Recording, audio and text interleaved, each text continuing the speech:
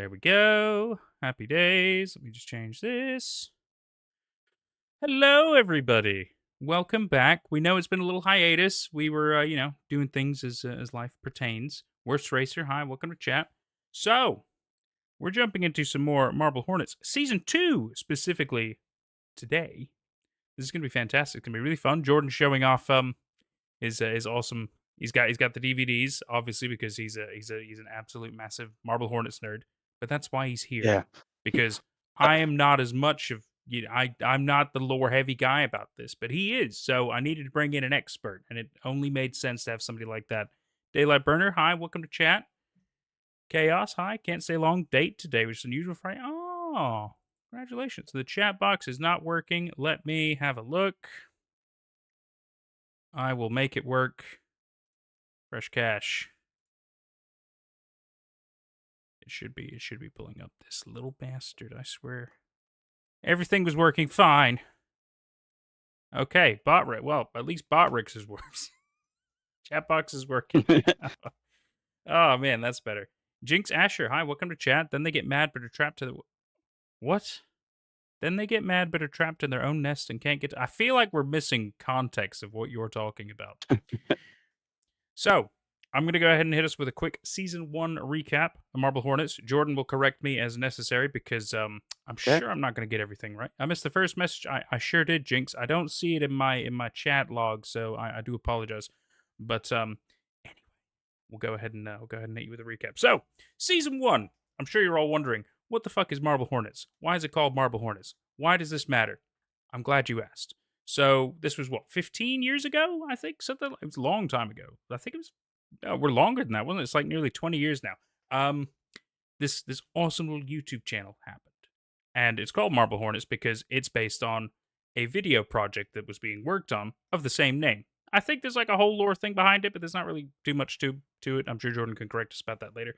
So, Alex, our dear boy, is the main head, the director, if you will, of this video project, Marble Hornets, in this universe. So it's a little complicated because the YouTube channel and the video project are kind of separate, but the YouTube channel is based on the video project and the person following it. Anyway, I'll try to keep you up.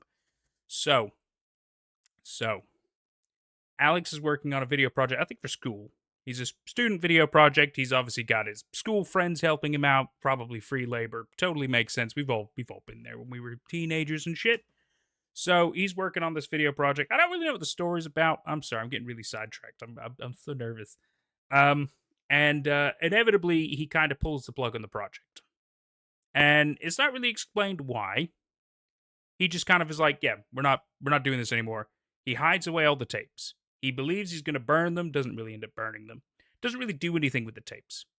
Inevitably, Jay, who is one of the people working on the project with him, I think the script supervisor or whatever is what we found out he's potentially. He doesn't really have a main role in the video project, but anyway, he gets a hold of the tapes from Alex, and he decides, I'm going to kind of, I don't know why I never finished this, because it felt like we were doing really well. So I'm gonna just make a YouTube channel, and I'm gonna upload some of these videos that I got from Alex, and we'll just kind of piece it together ourselves. Maybe we'll figure something out, or maybe we'll just see parts of the story, right? Which is basically how it goes. It's just video entries of these tapes that he's got. It's really good, really simple story. But the problem is, the majority of the videos are not actually of the video project. A lot of it is mainly of Alex and bizarre conversations he has and strange encounters with a very tall man. Not exactly encounters that we've seen so far, but more like from a distance, almost like he's being stalked and observed. And as many of you in internet history will know, this tall man is the Slenderman. This is one of the first ever appearances of the Slenderman. Early analog horror, early creepypasta, whatever you want to call it. This is one of those. The birth of this kind of stuff. It's incredible. It really, really is. So Jay's going on this rabbit hole journey through all these videotapes, trying to figure out, oh my god, what the hell's going on here? I don't understand. And all of a sudden, he starts getting weird video responses that he. So in ye old days of YouTube, right?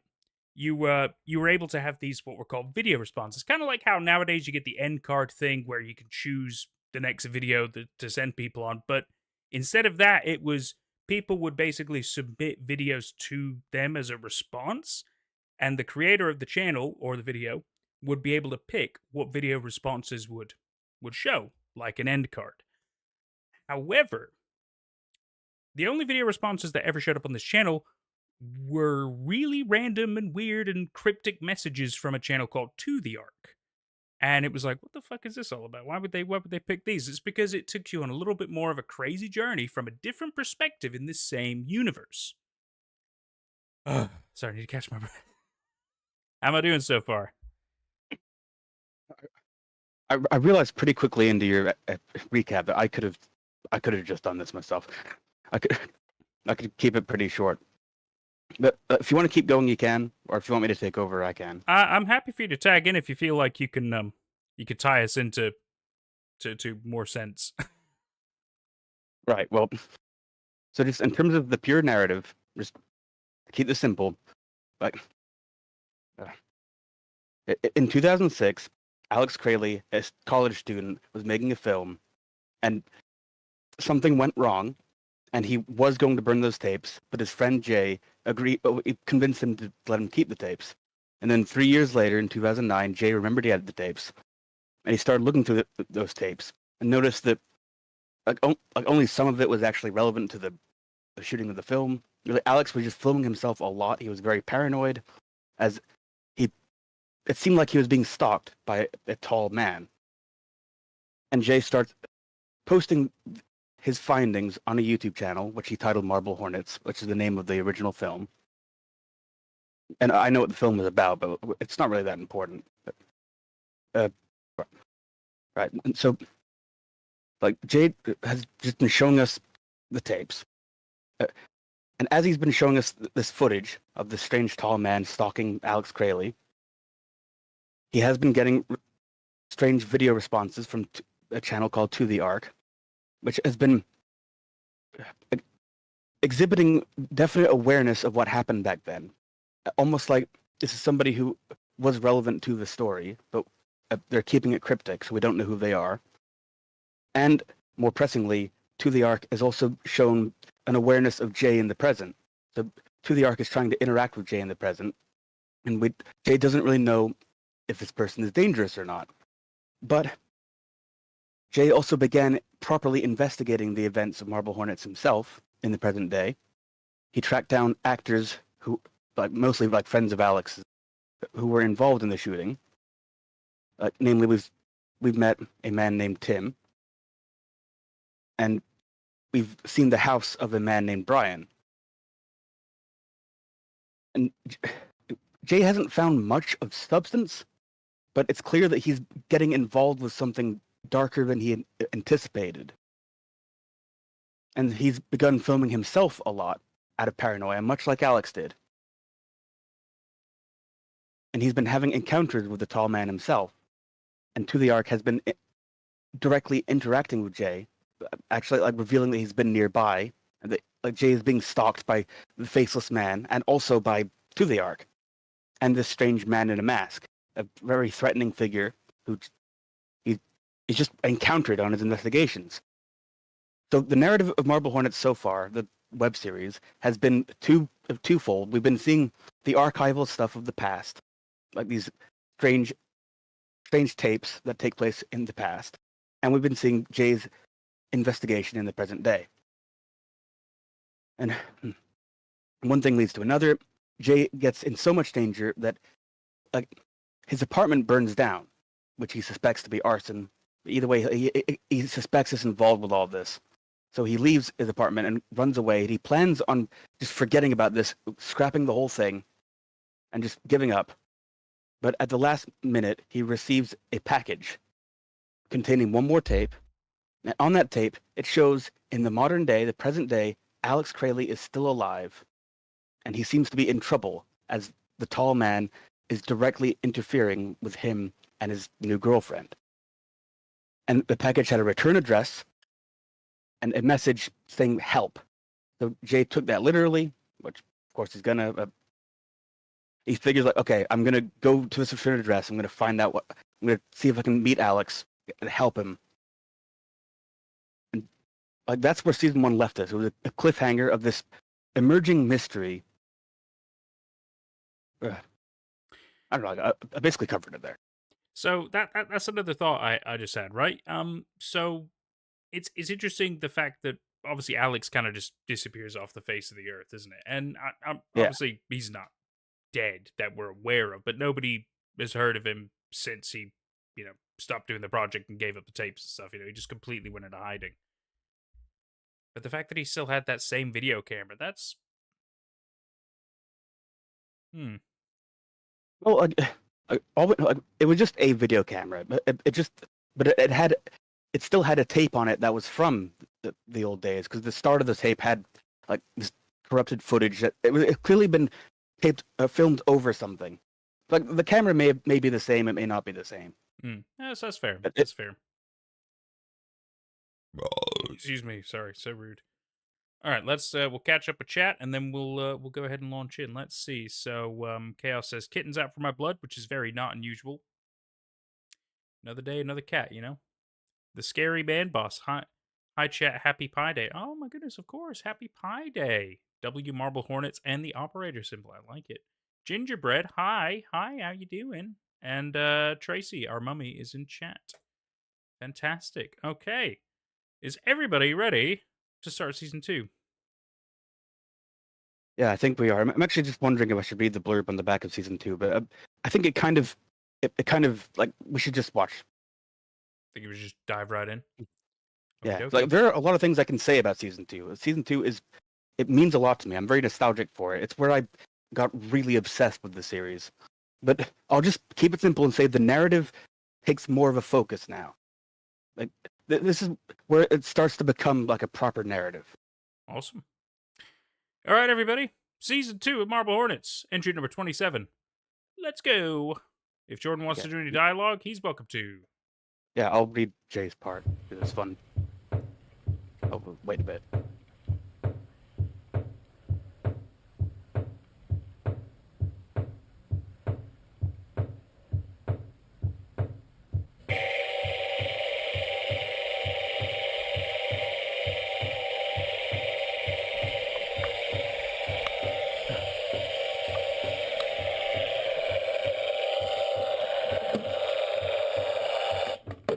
Ellie, welcome to chat. Welcome back.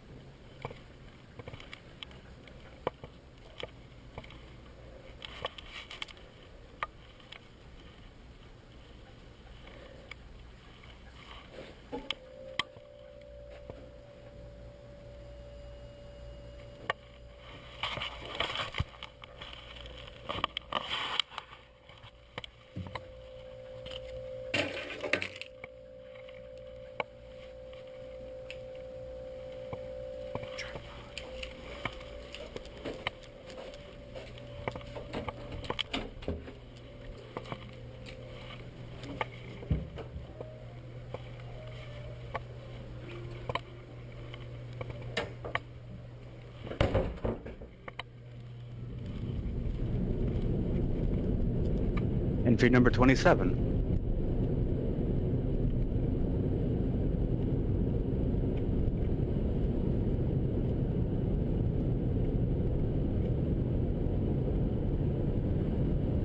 It's been 7 months since entry number 26 was posted.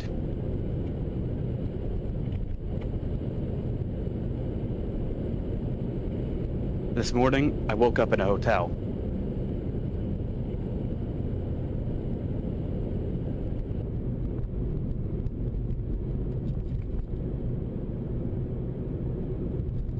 don't know how I got there.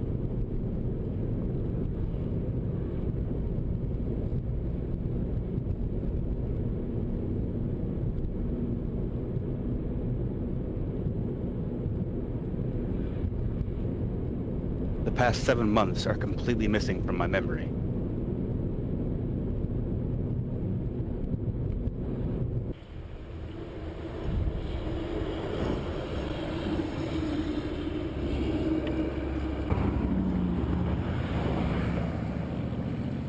I don't know the area I'm in at all. It's pretty bad.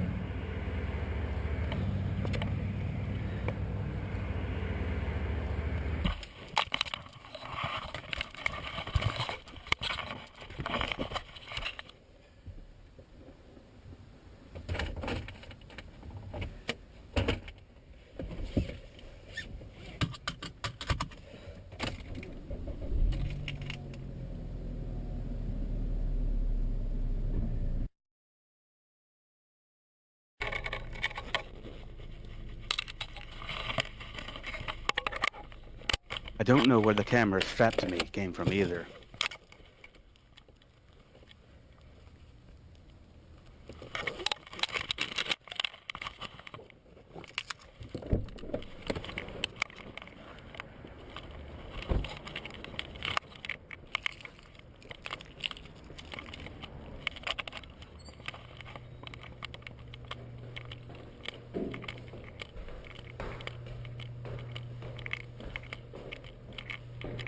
Talked to the front desk, and apparently my room was only booked for the night.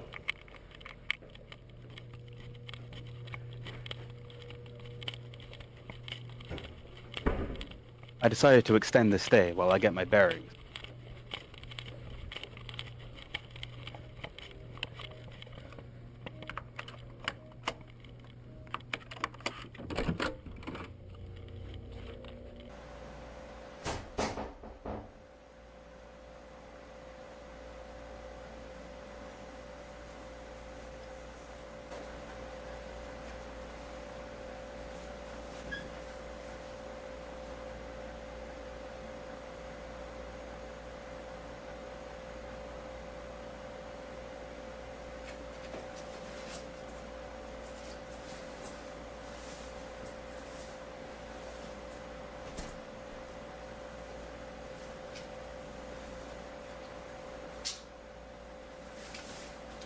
I'm going to lay low for the next few days.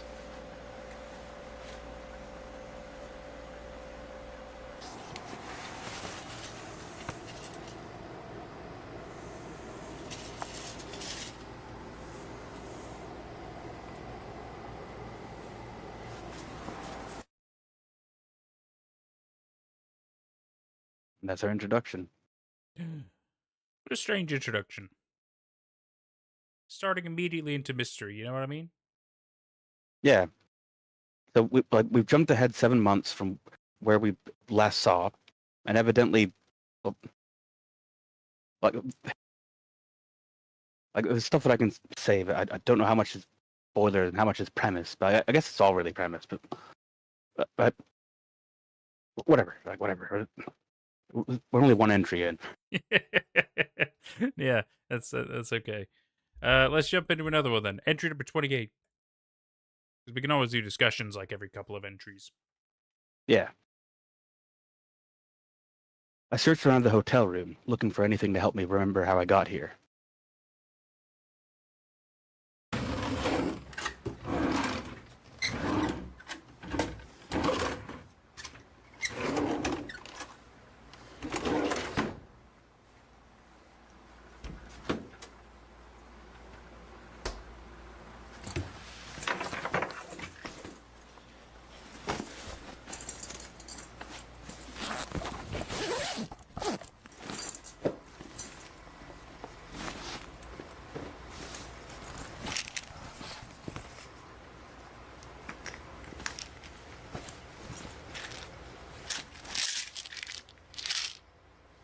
Bill's here.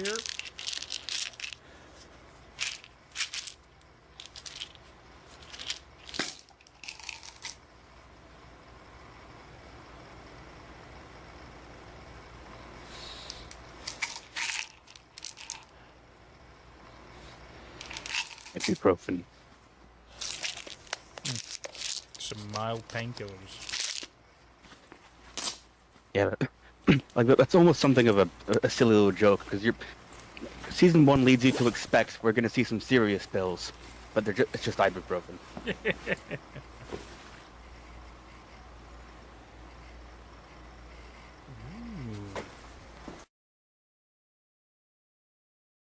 Things in the bag: some clothes, flashlight, painkillers, key. Obviously, I'm keeping the key on my key ring. Tic Tacs. There's also a safe under the bedside table.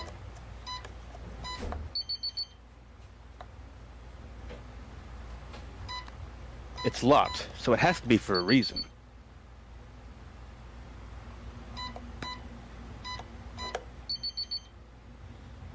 After 4 wrong tries, it locks out for 15 minutes, so it's very time-consuming to try and open. No kidding. I don't know if you should love painkillers, Ginger. Yesterday, I decided to leave my room and look around the area more.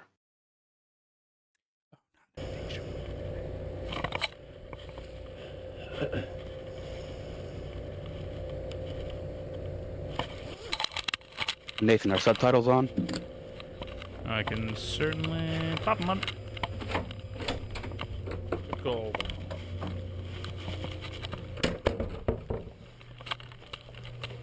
What's that? What's what? What's that under your jacket? Oh, this is it's a camera. What's it for? You know, making videos of things. It's for a documentary. I'm shooting a documentary. What's it about? Hotels. Makes sense. Yeah. So. Oh. Well, I'm Jessica. Nice to meet you. Jay. Jay May. What?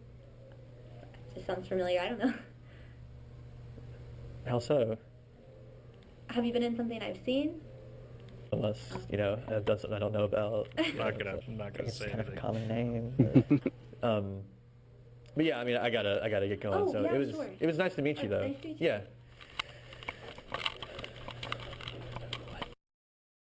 Still got it. Still got it. You already got This a wouldn't have cute been girl's noteworthy. name. This wouldn't have been noteworthy if Jessica hadn't said my name sounded familiar. She's also in the room next door to me, but I haven't seen anyone else in the hotel other than the staff. Go Jay.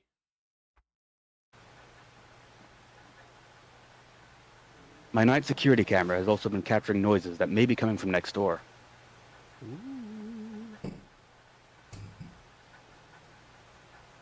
That's some big crushed shit.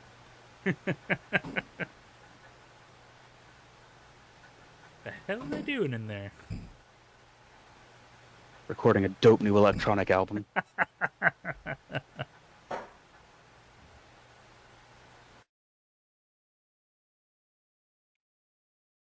I'm going to stay here a while longer and try to figure all this out.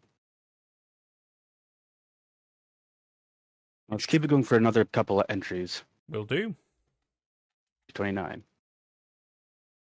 While looking through my security footage, I found something hidden on my hard drive.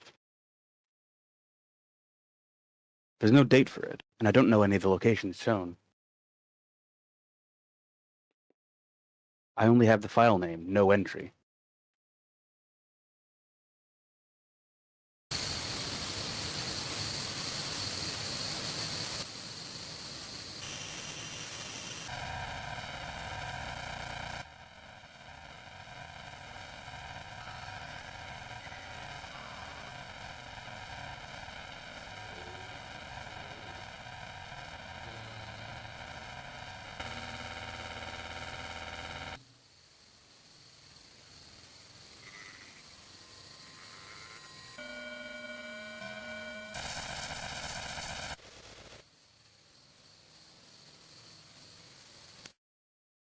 Slenderman is alien confirmed.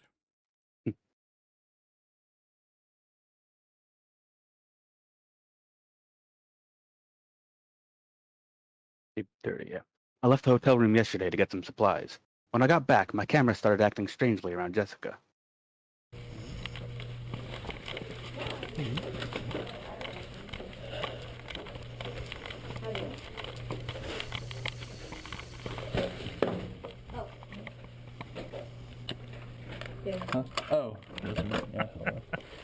We'll watch you try, Ginger. You can just stick them in the back.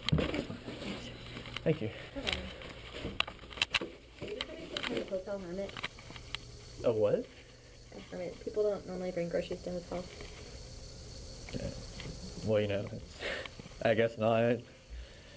What are you doing here? You've been here for a while. It's my house. A hotel? No, not like my house. It's being renovated. Oh. So, like, I'm staying here until it's fixed. So, yeah. I mean, what about you? Like, you've been here a while. Got kicked out. You got kicked out? So I'm just like here till I find a new place. Oh, okay. Why'd you get kicked out? I don't want to talk about it. Oh, I mean, that's fine. Yeah. Yeah, I'm gonna get to work. Yeah, okay. Thank you. Suspicious. Last night, I heard more noises that sounded like they were coming from next door. They are flirting, Ginger.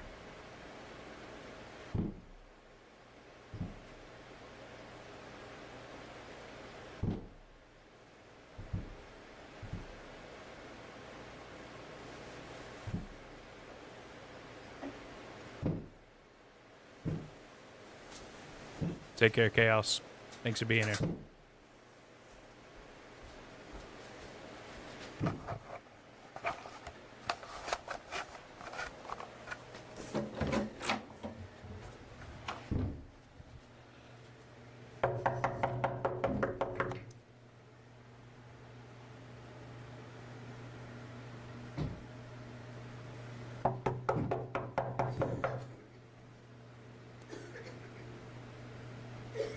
What is it? Are you okay in there? Yeah. I mean, I just heard some loud noises like they were coming from your room. I just woke up. Really? Yeah, why is there a camera in my face? Oh, I was just shooting some stuff in here, and then I heard these noises coming from your room. I'm gonna go to bed. It's like the worst excuse. Yeah. Just shooting some stuff in here. Like what? Got a tripod pointed at your bed, buddy. I feel like Jessica is hiding something from me, so I'm going to try and talk to her again soon. I just want to pause it for this before we move on to the next one. I'm going to look around tomorrow for the area in entry 29. But so something that's easy to miss. In fact, I'm still not entirely sure if it is something. But if you go back to right when Jay opens, or right when Jessica opens the door, it's not that. Well, it is that one. Yeah. Like, well, no. When she opens last it. one.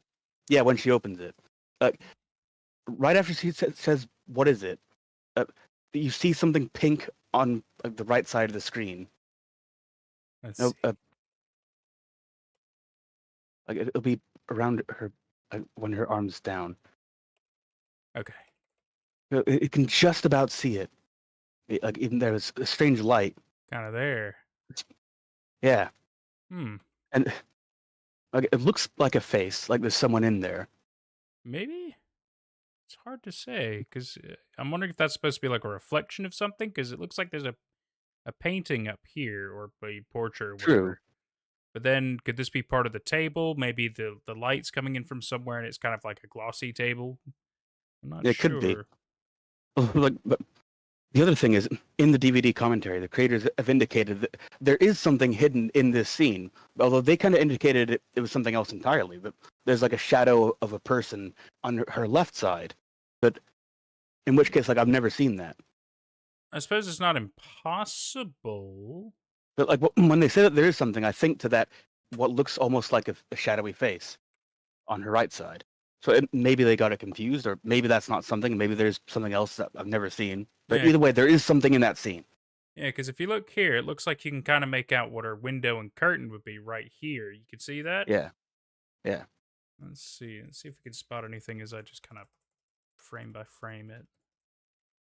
Because right now I'm not really seeing much else. I'm guessing that's her bed down here. Oh, hang on. Was there a little bit of just a bit artifacting? Keep on going. It's hard to tell. Because it looks like a lot of people look at it here. So let's Yeah, let's we kind can of go we can around. try that. Gonna go around there. So still looks like you can see the curtain. I mean, to be fair, it's quite bright in my room, so I'm not really able to see a lot. I could turn the light off. Oh, Dad's in chat, and he says what you're calling her right side is her. I can't. Oh yes, Her left that's side. correct, That's Dad. true. That's true. But yeah, I'm not really seeing anything here. Still just the curtain. Because I can't tell if I can almost see something, but I don't know if that's her hair or I if that think- is like an arm. Well, this looks like a lamp. So that's like a lamp Oh, shade. a lamp, okay. Yep, and then that's a lamp. Because I'm expecting him to be kind of over here, in this big space. Yeah, just it's hard to see anything there because that's the It's darkest very part. dark. Oh. Maybe he was behind her secretly somewhere in here. Maybe it's very hard to see. Question mark? There is kind of like this big shadowy thing here, but I'm not sure what that could be. Because Slenderman, he's got the white head. You'd be able to see some kind of features. That's just pure black darkness. So I don't know. Yeah, I have no clue. Yeah, but just wanted to point out like that's a potential area where there is something, but I don't know if we know where it is. Yeah, no, so that's a fair point. Oh, Mark Johnson, hi buddy, welcome to chat. Yeah, so we're a couple of entries into season 2 so far. Nothing to the arc yet. It's just purely we have Jay who has I'm not gonna quite call it amnesia. It's just that he kind of doesn't know how he's ended up in this hotel. Maybe he's lost, I don't know, 24 hours of time or something like that. It doesn't seem like he's lost a lot of time. We're not entirely sure. He's obviously trying to figure it out as well. What's interesting though is the fact that he's been put in this hotel room for one night. I'm guessing he's done it himself, maybe in a state or something, right? And he's got all these cameras. He doesn't seem to know where all of them came from. Yeah, that's true. Like there's a chest camera, and he doesn't know where that's come from. Like the camera on the tripod, that's the kind of thing he had been doing because he had started to film himself. Right. But the camera on his chest, he doesn't know, it doesn't recognize it. So that is an interesting development. It's certainly weird. I mean, I think that camera is probably the best quality one he's got besides the tripod one, so it's good to have. But I mean, obviously we'll find out if he continues to use it, because otherwise I'm not really sure. I'm not really sure. It's just a weird detail, right? The fact that he's got a chest camera now is certainly a weird detail. But I guess it's so he can always have a camera on him without having to worry about carrying one. Maybe he's trying to see if all of them be affected in the same kind of way. Maybe it's part of a testing thing. I'm not really sure. He doesn't really mention it yet. Gingerbread, what would you say? Yeah. He's fumbling her. This is very important to the plot. You're right. I don't think he's going to be able to hook up with Jessica. I think he's met her for like a week, let's say, and it's just not going well. He's tried to ask her the wrong questions. Keeps telling different stories. He's being too shady. But to be fair, she's also being shady. Super. Although she is the one posing the most interest. She is putting the most effort in. We have to give her that. She always approaches first and is very nice. So they do have adjoining rooms, so I imagine even she's there must be a reason that they have adjoining rooms. He doesn't remember why he's here, but clearly, maybe I don't know how hotels work. I guess you could just happen to get an adjoining room next to somebody you don't know. I mean, I suppose it really depends. It's not like the most common thing in hotels. Maybe in motels. I'm not entirely. I don't really think so. The more I think about it, actually, motels. I know you can get family suites and stuff, and they can have adjoining connection rooms. But you're right. It is not super common to book a hotel room and they're like, oh, by the way, you're connected to a random person. Because she doesn't seem to know him. Yeah, but she said that his name seemed familiar. True. But we've never seen her before that we're aware of. For all we know, she could be in some of these tapes, because I don't think he's gone through all the tapes yet. But I could be wrong. Well, the back of the season 2 DVD thing does say that Jay has finally gone through all the tapes given to him by Alex Crayley years ago, and it says that as that's recapping season 1. So he has gone through all the tapes. I stand corrected. It's good that we have Jordan here to clarify and correct my stupid things. So, my next suggestion we should at least go to entry 33, then we can stop again and discuss things, because that's a very good like transition point. Okay. I like that. I like knowing our little checkpoints. It makes it a little easier. All right, everybody. Ginger, you're quite right. No charisma on his end. He's trying, but I mean, it's not like Jay's on this journey to find love, you know. But hey, He's maybe he'll find it in the end. Maybe he and Slendy will end up together. Who knows? he's got no riz, as the kids say. He's got no riz, which is just short for charisma. Yeah. Surprise, surprise. Just use charisma. It's a great word. You don't need to use riz. Riz sounds a little too awkward when you ask me. Charisma's a Yeah. great word. Don't. It's just a shortening thing. Everybody does it. I'm sounding like an old man. I gotta shut the fuck up. All right. So entry So let's 30, resume. 32, you said? 33 is the last one we should watch, then we can stop. 33. To talk. Cool. Yeah. Let's go. Teen slang class. Shut up, Ginger. We'll do that another time, but fine. That'd be funny. Entry 31. I searched the area for anything that looked like entry 29's location. All I could think to look for was parks, since the beginning of 29 looked to be on a trail. After looking for a week, I only found one big park.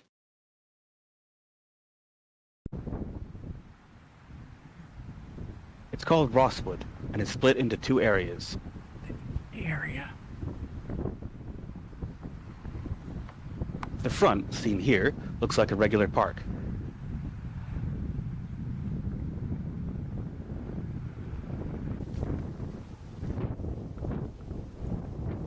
But further back, there's a huge, intricate set of trails. Nice.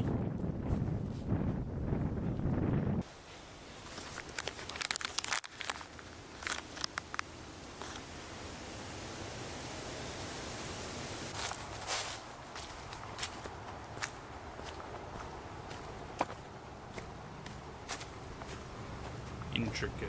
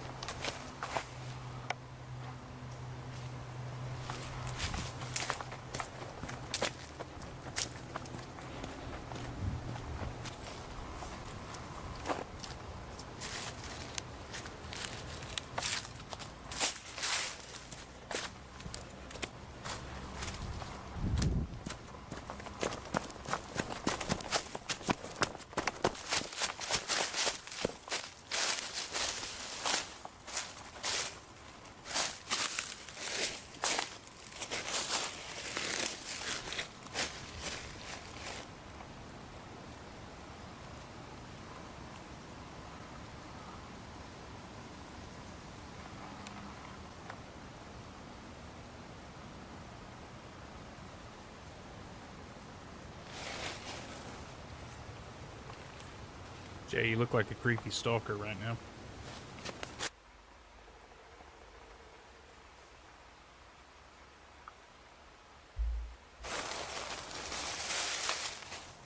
Most of the trails are old and poorly maintained.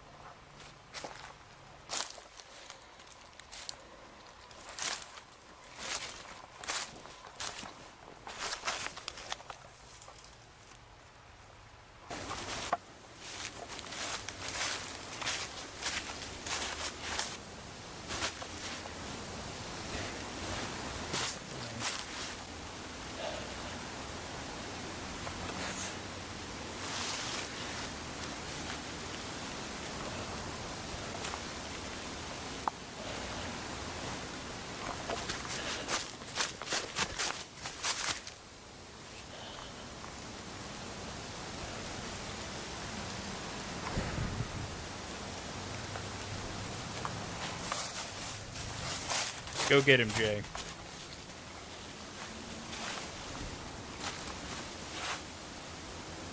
Big brave boy. Hey! Yeah.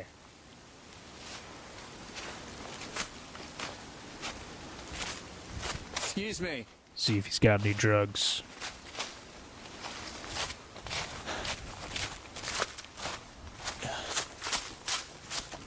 Hey.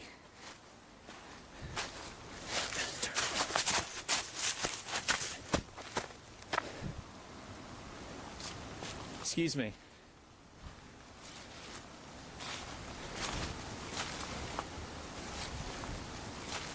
I'm gonna ask him, Ginger.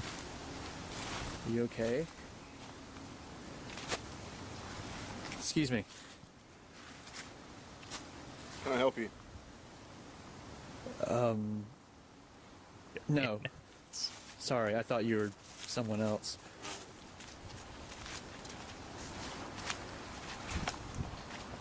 Absolutely love that.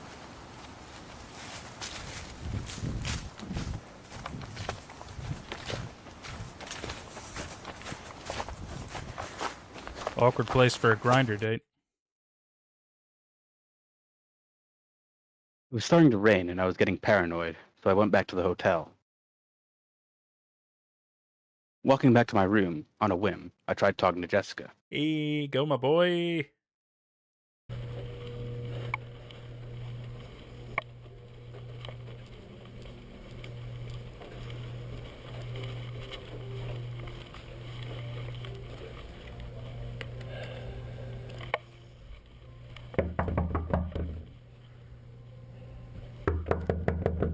Ooh, not so aggressive. What do you want? Nothing. Well, okay, this might sound weird, but do you know anything about the parks around here? Parks? Yeah. I mean, there's a few of them. Any in particular? The one, it's off of, what's the road? It's called, Rosswood Road, I think. I don't know. No, wait, it's actually called Rosswood Park. It's pretty big.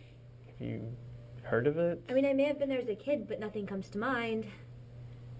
Nothing at all? No, why are you asking? I'm just curious.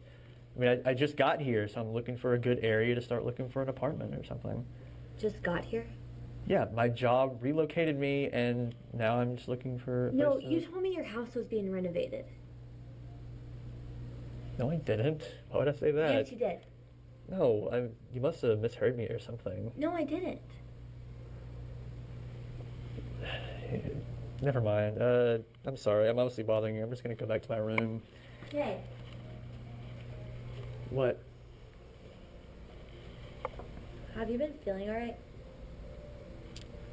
Yeah? Why? Nothing's up. I mean, I haven't been sleeping that well, but I never sleep when I'm in hotels. You haven't been having any kind of, like, memory loss or anything, have you? No.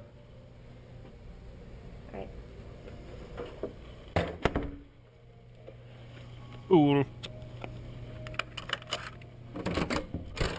Plot thickens. Sure does. Inch 32.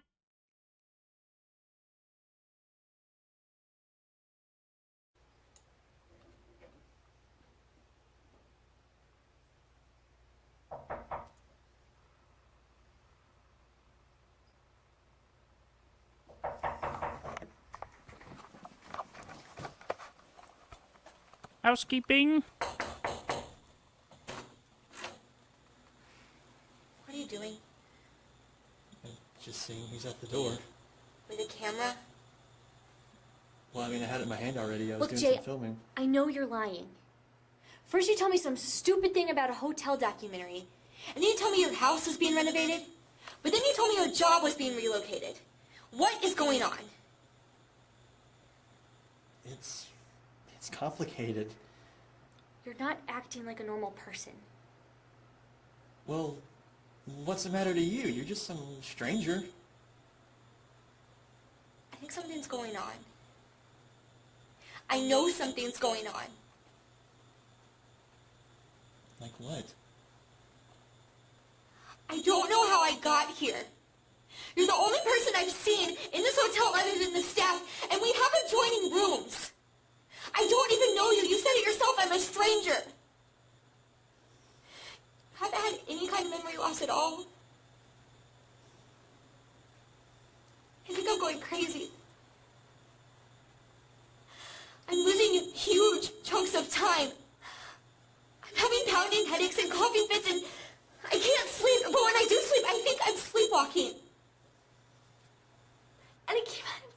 screens where I'm a little kid and something's watching me. Stop.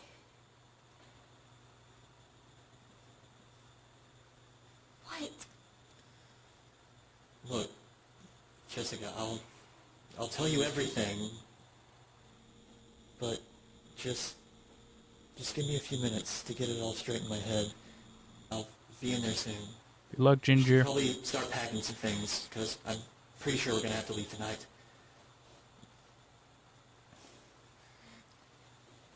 Leave your door open.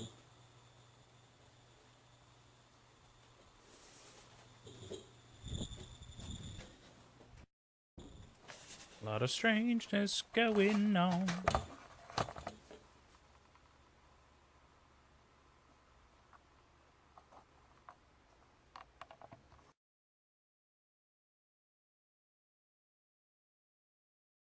I'm uploading this before I go next door, in case something happens to me.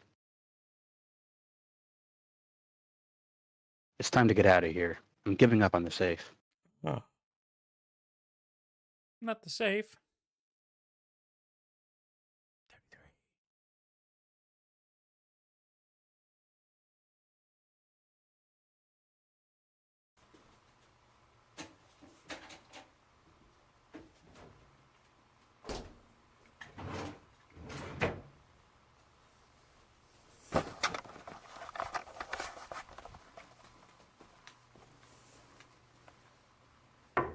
Jessica, I'm coming in.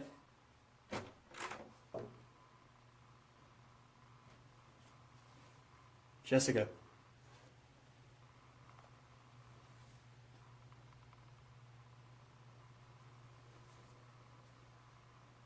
Jessica.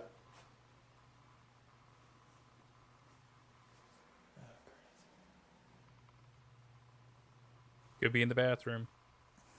Just saying.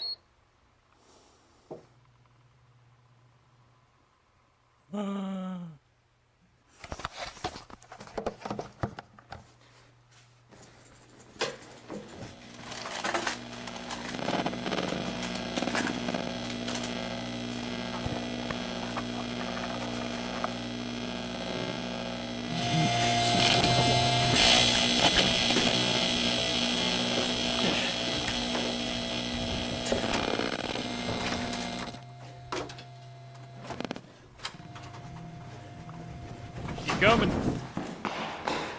Oh Lord, he coming. I was able to get out of the hotel with the external hard drive and all the tapes that were in the safe.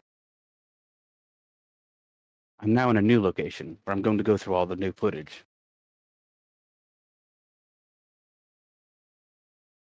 Hopefully they'll help me figure out what to do next. I think that's it for this one, yeah. Oh, I don't know what happened to Jessica, but I'm not going back to that hotel alone. Okay. Well, man, so much. I'd love like how this season starts. Like the hotel stuff is, especially like compared to season one. That there's some really tight storytelling in there, and plus like Jessica's a good actor or actress. Mm-hmm. It's, yeah. So I find these couple of entries quite interesting because obviously the first thing we get is the fact that he goes and investigates. He finds there's one big park that's kind of suspicious and strange, I suppose, or just the only one he could really find. And then does his little adventure, finds a random dude who's being suspicious in the park. People do that. Sorry, not that weird. Decides to head back to the hotel and makes the conscious decision to go talk to Jessica. But clearly, He's He hadn't got thought it through. exactly. He hasn't thought it through, and he's got like a level of memory loss. But it's weird because obviously he's not aware of that, right? Jessica is, though. Jessica is aware that he's having memory loss because she also has memory loss, but clearly she's done this longer than he has, probably in this hotel, especially that she's clocked Well, on to the shit going on, you know? I should bring up that in entry 27, the first one of the season, Jay does explicitly say the last 7 months are missing from my memory. So he is aware of memory loss. I think in that case, he just lied to her because he still didn't really know whether he could trust her. I see. And I guess he was maybe testing whether she would remember? If she Yeah, was but maybe also, affected? also, I imagine he wasn't expecting her to suddenly bring up memory loss. So he was caught off guard by that. Was certainly an interesting choice to lie to her, for sure. Yeah. Yeah, especially when it's the only other person he's really had any interaction with, and somebody who treats him even remotely decent. Yeah, like I hate to bring up symbolism here, but I do think it's very symbolic that he tells her to leave her door open, and then he closes his door. So he has to open up his door in order to go and see her. But like she's trying, she leaves her door open. She's open to him, but he's shutting her out, and that explains that sums up their relationship here. Mm-hmm. So, without having to go into spoilers about what's going on in the future and stuff, let's do a quick little theorizing because a lot's happened in this last entry, especially the fact that obviously they're aware of what's going on. They decide to escape and everything. Jay has found a combination for his safe in her room. Yeah. That alone is already suspicious. How long has that been there? Was she the one who said it? We're not really sure. She disappears, right? She just straight up disappears. But then while he's getting the tapes out of his safe to the Ark, Masky Boy shows up. The man in the mask shows up. I mean, where the hell did he come from? It's just crazy. I know the answers, so I can't participate in the speculation. No. I understand that because yet again, you might reveal something, of course. But I'm just trying to get other people's brains thinking as well, because it's weird. It tells you that, but then again, we have to also remember clearly Masky, at least in Brian's house, kind of understands how to use maybe doorways as doorways, like a little wormhole portal kind of a thing going on. So for all we know, this hotel might have a similar thing that he's able to manipulate. It might. It does seem like a weird hotel. The fact that they're the only two they really are aware of in the hotel, but I mean, obviously, besides, I guess, reception staff, maybe, because he was able to stay longer, Yeah. Nobody stopped him or kicked him out or whatever. So, yeah, just interesting. What I like about it is, did you play Control? I played it for, about 2 or 3 hours. I didn't get much further in it. Did you make it as far as the Ocean View Motel? I may have stopped there actually. So I do remember there being a sudden an environment shift to a hotel kind of place. Yeah, so it kind of makes me think of that a little bit, simply because it's just really bizarre and random, right? This motel that's just kind of that they can sometimes access, but they don't entirely know how they access it, and it's usually via a rule of three of flipping a certain light switch and stuff. But it's yet again, it's a place that you don't realize how to get to, but it can take you other places. But it's also kind of in its own existence. It plays by its own rules, which I get the feeling that the hotel in Marble Hornets isn't exactly the same, but it's got a little bit of that vibe going on. The fact that they haven't seen anybody else, Yeah. But they're the only two with an adjoining room. So there's clearly something weird going on here, especially the fact that Masky can just show up out of the frickin' blue. So I feel like there's something supernatural going on there. It might not really be anything, but it's just an interesting little connection, in my opinion. Yeah. I think if nothing else, what these entries are supposed to communicate, which this is very obvious. I'm going to be stating the obvious here, but they communicate that whatever's going on, Jay and Jessica, Jessica is involved in whatever the hell's going on with Alex, or because at least at the very least, the presence of the masked man heavily implies Jay is still in this situation. Yeah, and all the distortion and the glitches and things that Jessica was talking about, they heavily imply, and let's just go ahead and just say it here, the Slenderman's still here, it's still involved in this. This is That she like we she had could be infected by him as well, you know? yeah, like we and the memory loss is probably almost definitely involved tied in with all of this. But yeah, We have an interesting chat opportunity here, Jordan. So Mhm. Caden Vols Lucky says peculiar, and then says, I wonder if Marble Hornets will continue. Right. Well, mostly no, a little bit of yes, because like this is getting into talking about the making of the series, which would rather wait until we're done with all of Marble Hornets before I get into that. But whatever. This direct question, I can elaborate on that. Like the creators of this series, once they finished Marble Hornets, and then they kind of drifted away from each other. I'll say that as a euphemism. Like they had a falling out, and some of them have gotten back together, but not all of them have. And it's likely that they never will fully reconnect. But uh, some of the creators have been keeping the spirit of the series alive. Like there is a Marble Hornets comic book series. There's 5 planned issues. We've seen 4 of them so far, and they function as a sort of epilogue to Marble Hornets. I was going to wait until we were done with the whole series before I brought that up, but so there's that. The story is getting a bit more continuation, and there's some more mysteries that are getting some answers in that comic series. And Interesting. then also, 2 of the creators are currently working on a new miniseries that's set in the world of Marble Hornets. We don't know the details of that just yet, but we know that they're definitely working on it. And so like there will be some new Marble Hornets video stuff at some point. But in terms of the actual series as itself is finished. It's resolved. It's a complete narrative. Yeah, That's like that was like the vibe 80, I got. like 86, 87 entries. That's the story.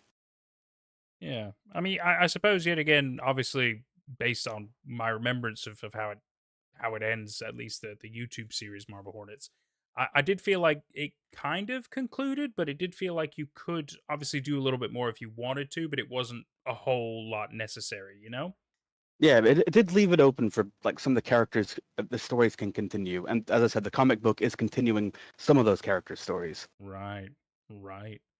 That's cool. Well, I did not know that. And Caden, don't worry about it being your school account. We totally understand. Everybody has different names. It's weird.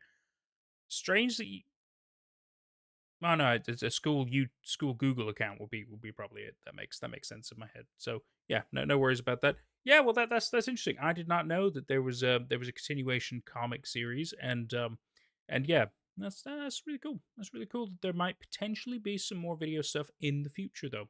But either way, Jordan and I's plan is to go through. I think it's what 3 seasons. Yep. We're gonna go through all 3 seasons, including the 2 the Arc stuff. Obviously, do discussions and all this razzmatazz, do a Q&A at the end and everything if you want to really prod about Jordan's brain and stuff. I really doubt we can get the creators on here for a live Q&A, but if you ask hard enough, you never know. We might be able to get That one would of be them. that would be amazing, actually. That would be Although crazy cool, right? Although as it stands, the closest thing we've got right now is that I had to. I lost my season 2 and 3 DVDs recently, or well, actually several years ago. I lost them in a move, but so I had to go and order new copies, and I was able to get one of the creators to sign them. So this is my season 2 DVD, and it's signed by Troy Wagner. How He about even drew a that? little operator symbol on there. Which, for those of you who don't know, is the one who plays Jay. Yeah, he plays Jade. He's also the director and the editor. He's being the editor. He's kind of responsible for Marble Hornets feeling like Marble Hornets. He also does all the To the Arc stuff. So it's a lot of work. Let me tell you, it's a lot of work. Yeah. Very impressive. You gotta admit, I mean, wow. All of Marble Hornets is just incredible, honestly. But yet another reason why it's worth doing this with tons of people who've never seen it before. And Yeah. Although you can see all of it on YouTube for free yourselves, it's also fun if you come along with us and go on the journey because we can explain things further in detail, and I will make snide jokes at least because I am a child. I'll make some jokes, although I prefer not to break the immersion while we're still doing the series. But like break the tone, the serious tone. Although like there's some jokes that write themselves. Quite right. Like Jay having no charisma. It's very true, but to be fair, he's under a lot of stress. He's in it's a not normal situation. I get it. Yeah. Jacina Palm has subscribed. Thank you, Jacina. Very kind of you to subscribe to the channel. Okie dokie. Is what do you think is our next stopping point, Jordan? I would say after 36. After 36. Okay, well we'll get up to 36. Then I'm gonna go make me a decaf coffee or a tea or something like that, and we can have a quick 5. Anyway, let's get to 36. Got it. Yeah. Starting with entry 34. Dang right, Jay's got no riz. I've begun to look through all the footage I took out of the safe back in the hotel. All new tapes. All the tapes seem to be roughly ordered, but a few are unlabeled. I'm starting with the very first tape and working my way through them all. I'll be uploading any significant things I find. See, we're back to archival stuff, but in a different sense now.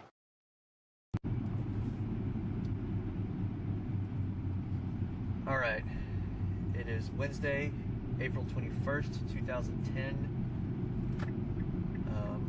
It's 3:56 p.m. Right now, I am on my way to the return address here that was on the package that was outside my door a couple of days ago. I've more or less been driving non-stop since I got the package and watched the tape that was in it. And I think getting fairly close to the address, the return address. Probably say about 15 to 20 minutes away. I have no idea what's going to be there when I get there. All right, Ellie. So, almost 15 years. It's looking a little rainy. And I don't know why I'm still talking.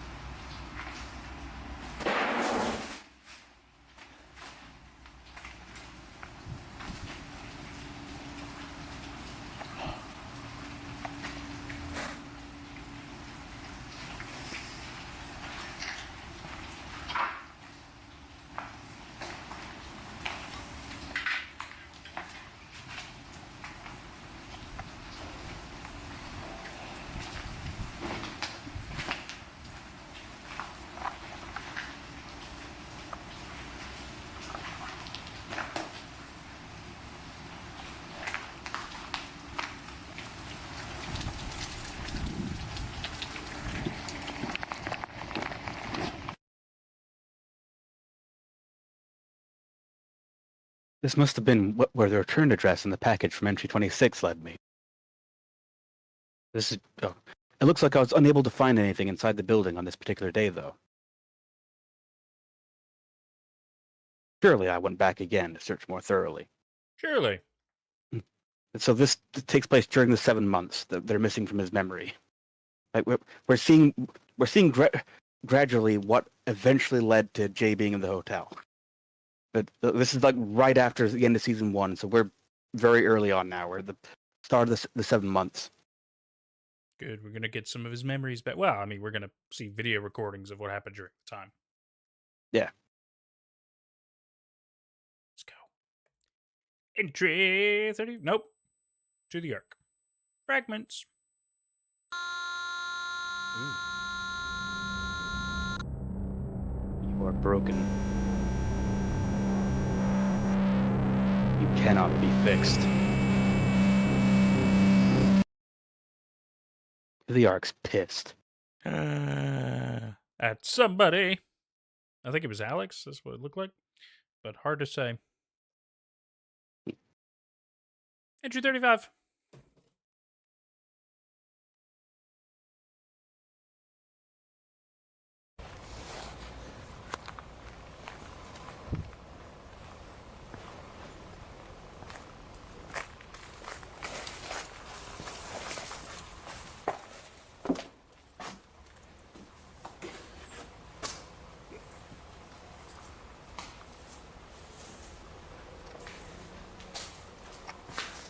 You're a child, Caden. Hello.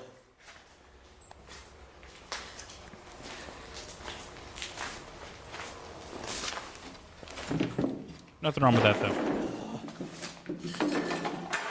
There's nothing here.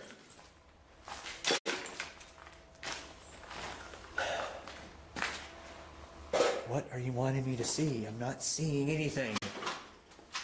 Jay? Casually walks in.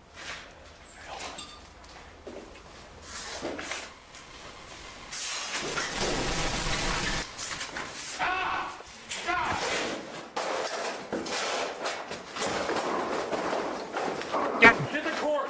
Get him! Here, take it. Get his ass!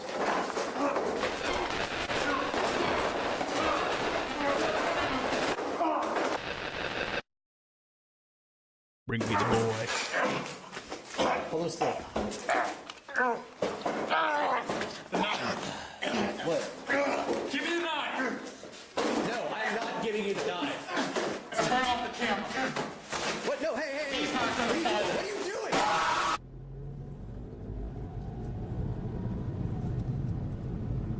It was a dark day. Never thought I'd find something like this in the tapes. It changes everything.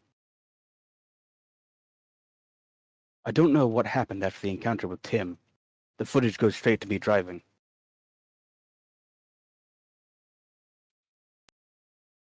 Broadcast.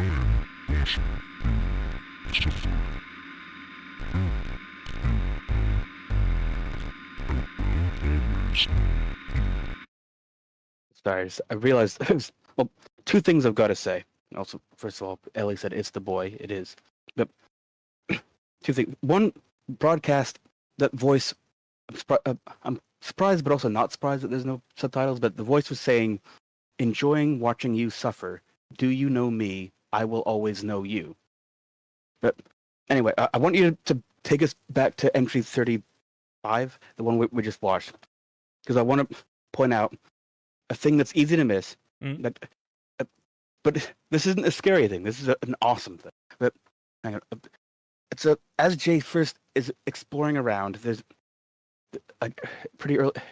Yeah, just as he's exploring around, he's gonna find. Oh, you can press play. Like he's gonna flip. There's the freaking. What's it called? The wooden pallet on the ground. He's gonna grab it. There's a cup on top of it. See, the cup is on its side right now. But watch the cup.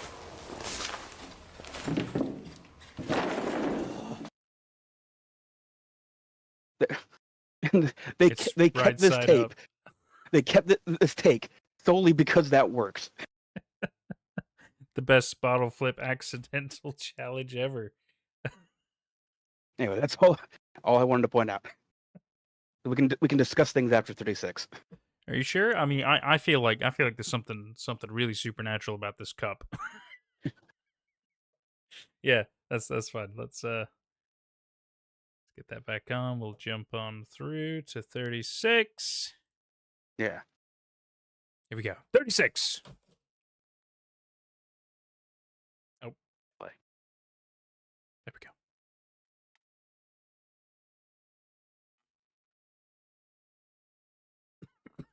After looking through the tape from entry 35, I didn't know what happened after finding Alex at the abandoned house.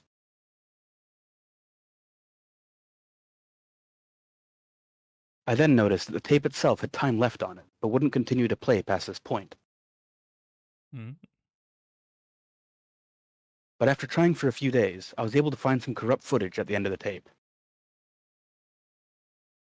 I've subtitled what I think is being said as best I can.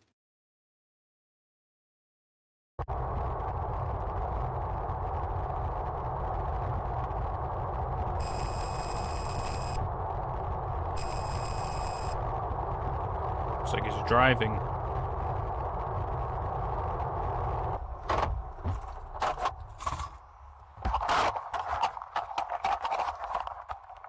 Why did you do that? What were you thinking? I did what I had to.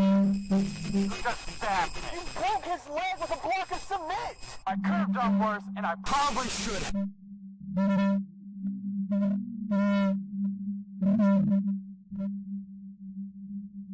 Hotel you were at, what room you were at, and then get a package delivered to your door. You're not exactly where you are.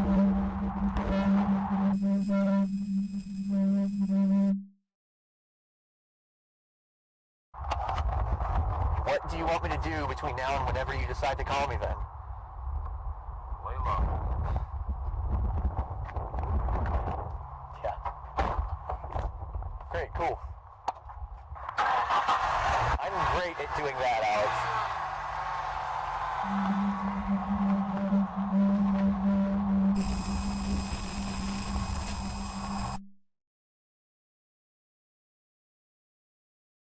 Alex must have been the one that sent the package to my hotel room in entry 26. Why he did it is unclear, but I'm hoping one of the tapes I have includes him explaining it to me.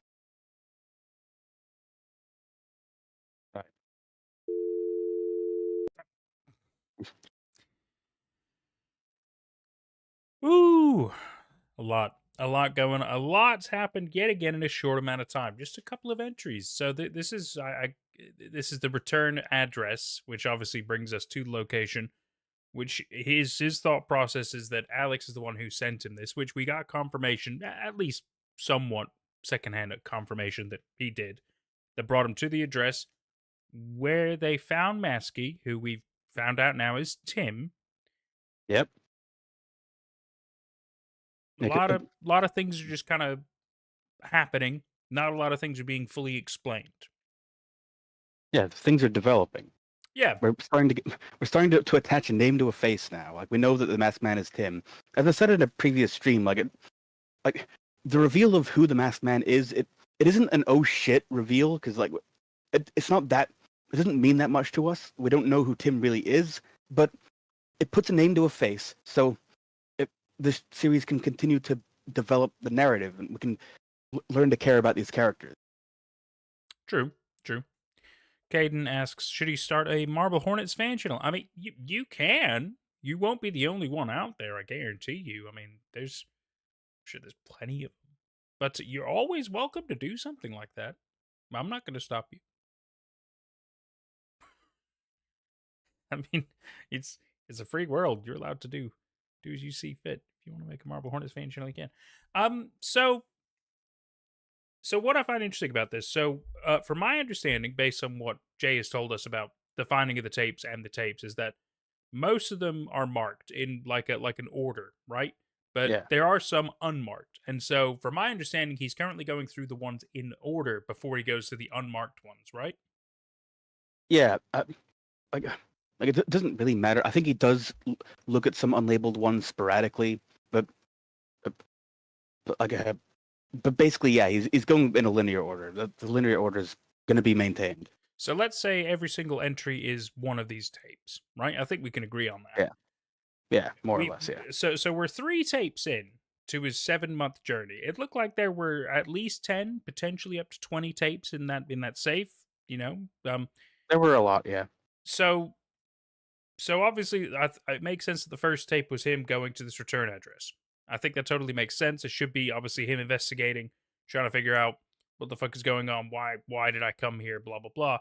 And then the second tape, Alex surprisingly shows up, just hilariously, casually walks in, and instead of Jay freaking out, being like, "Holy shit, I found you" or anything, just completely goes along with what's going on, and then Masky Tim shows up, and they decide. Well, I mean, Alex decides to ambush and, I mean, we're assuming kill him. Probably not, but attack. Broke his leg please. with a block of cement, is what Jay said in 36. Yeah, yeah.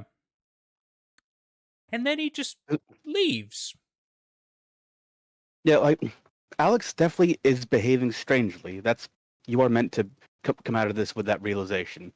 I think like a bit of the context for 35, as I think like, well, so in 34, like Jay arrives at the return address. There's nobody there.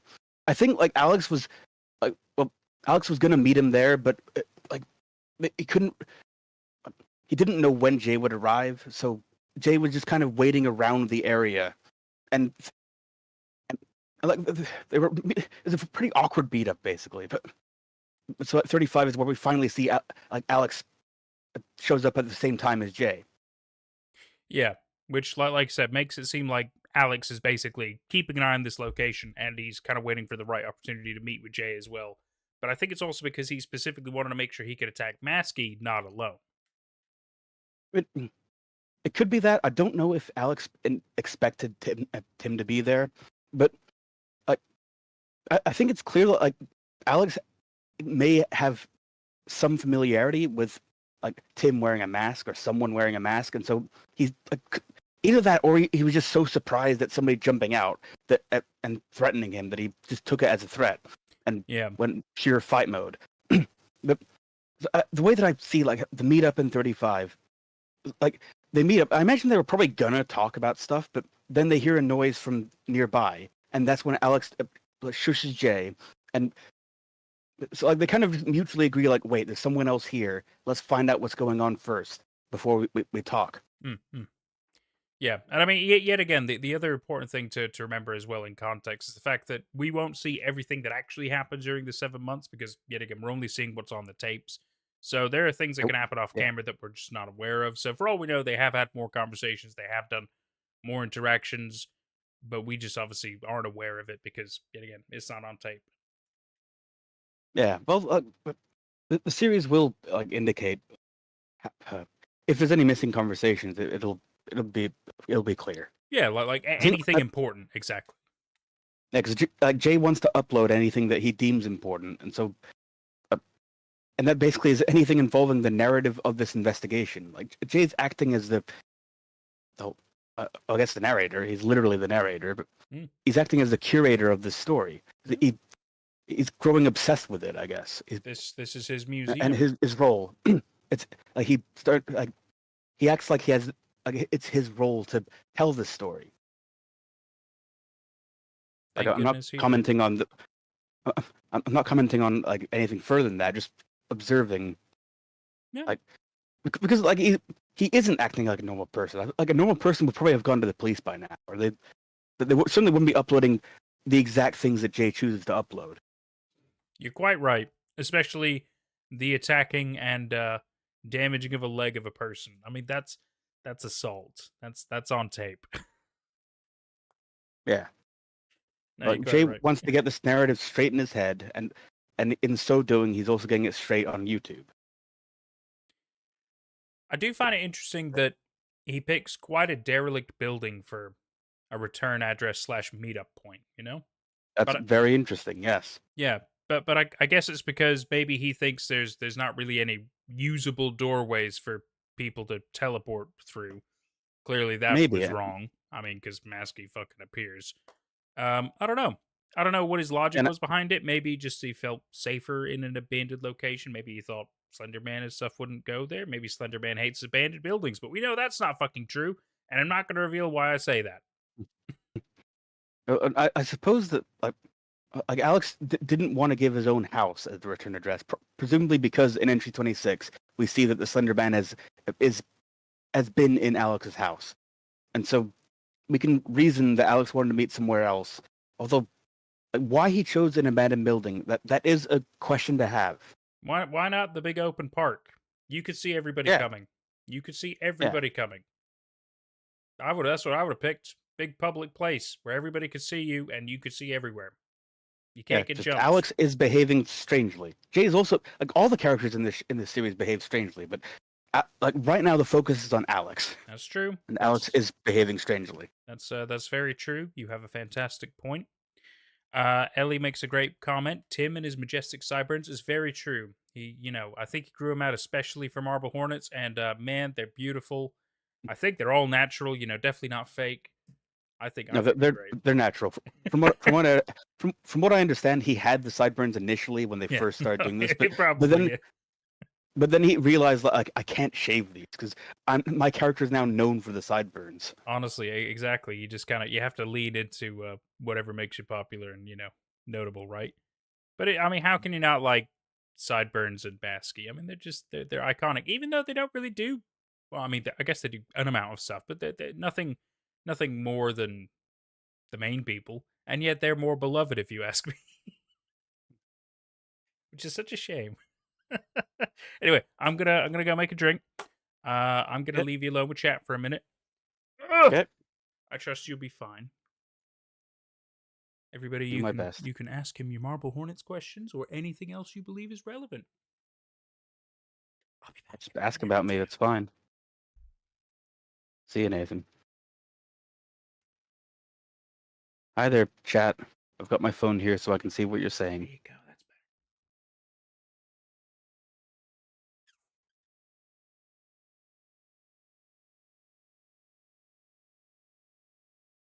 This is fun.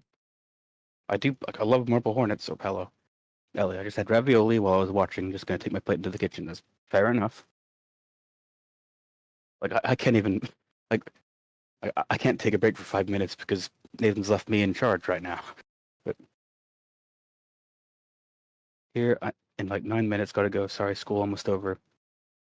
I'm sorry to hear that, Caden, but thank you for joining us. You've been a good chatter.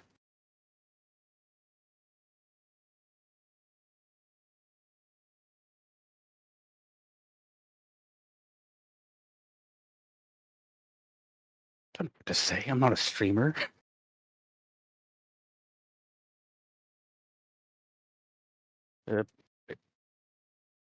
Like, can I get a pog in chat? That's my impression of a streamer. Like, give a pog in chat if you like Marble Hornets.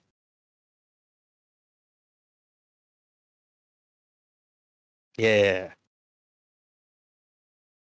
Yeah, Caden gets it.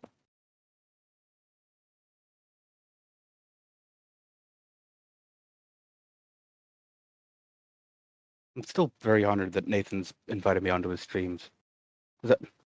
Oh, hello. Once I get back home, I'll try to rejoin. Well, you're more than welcome to, Caden.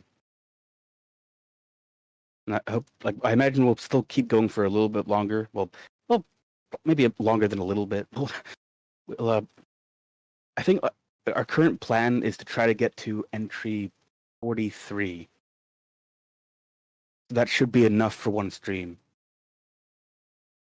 So we might still be going when you get back.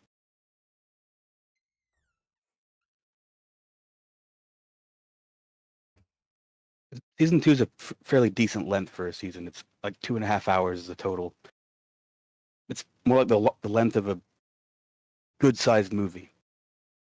Season 1 was an hour and a half. That's just a regular movie. Season 2 is 2.5 hours. Season 3 is longer than seasons 1 and 2 combined. Season 3 is just great. But anyway, welcome back, Nathan. Thank you. Thank you very much. Got my decaf coffee and my my Men of Science mug. I've been having fun while you've been gone. I've been giving my impression of a streamer. Well, a little bit. Your impression of a streamer? I just said, like, give a pog in chat if you like Marble Hornets. That's my impression. Oh, and you did actually get a pog as well. Oh my god. Oh, Caden's supposed to get hit by a tornado. That's alarming. I mean, it happens depending on the region. My guess is you're probably Midwest, mid region of the U.S. will be my guess. That gets a lot of tornadoes. Either that or Florida, but that's the hurricanes because it's they come from the sea, whereas Yeah, tornadoes are land based. So yeah. most likely in like Kansas or something like that. Maybe even upwards by Chicago, even sometimes happens. So yeah, I think you'll be okay, Caden. Annoyingly, quite common in some of those areas. Because I get the feeling you're not in Asia, which also gets tornadoes. Lower part of Illinois. Called it, baby. Called it. Good game, 123. Hi, welcome to chat. Do you like Marble Hornets? How's everybody doing tonight? Everybody doing okay? We were just having a little 5-minute intermission there. Gives us all a little bit of a mental break. Allows people to refresh their beverages, go to the toilet and stuff. Ask us questions. You could do Pog in the chat. That's apparently a thing.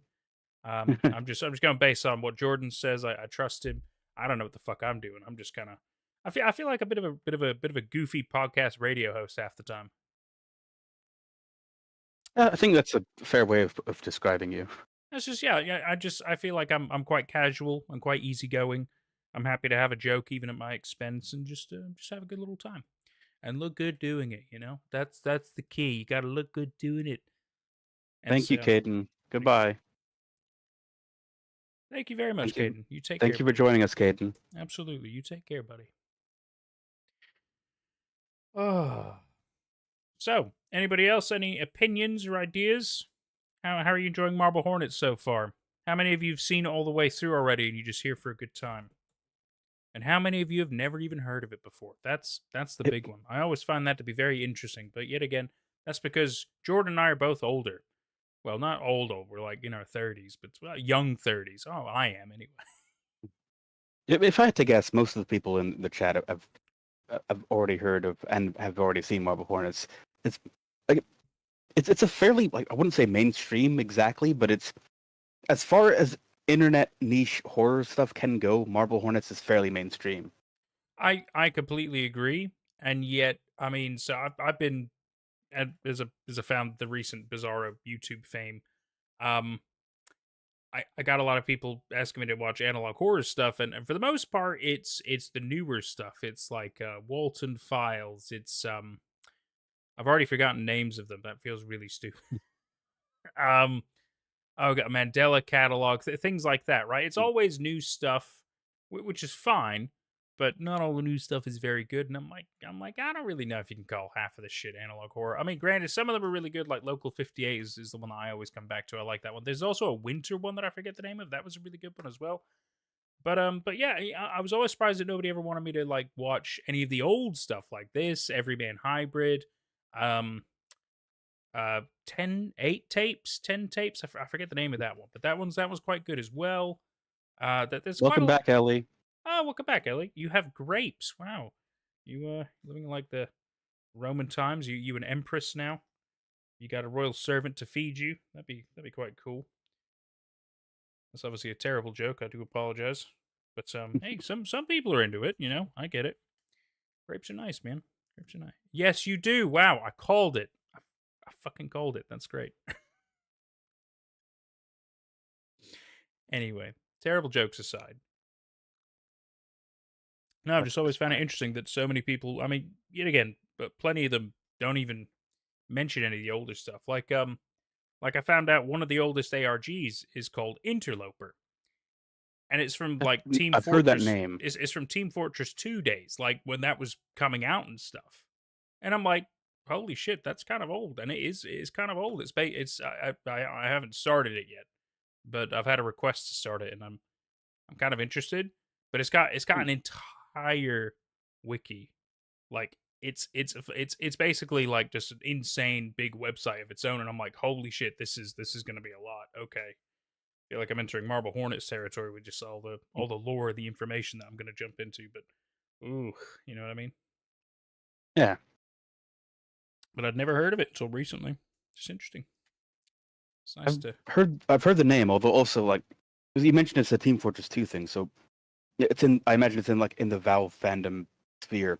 Yeah. And I'm not surprised that it's called Interloper then, because Interloper is the name of one of the final chapters of the first Half-Life. That's right. Yeah. It could be. It could have something to do with that. I haven't started it yet, and I don't want to spoil anything. So, oh, Ellie says you remember the human pet ARG. Oh my god, I remember that too. Oh, that's a weird blast from the past. That was a weird one. That was a weird one. 2000. Yeah, it was. Yeah, I don't remember how it ended, but I remember bits and pieces of it. And then you got plenty of other like old analog horror stuff about the dark web, right? Like you've got ones that are about cannibalism, you got ones that are about like murder or red rooms, murder rooms, things like that. Ones about even stuff about human trafficking. It gets pretty dark as well. But yeah, God, you don't see any of those anymore. Anything about the dark web anymore? It's weird. But I guess it's because people they can just go on the dark web now. It's weirdly more accessible, which kind of defeats the purpose. Ah.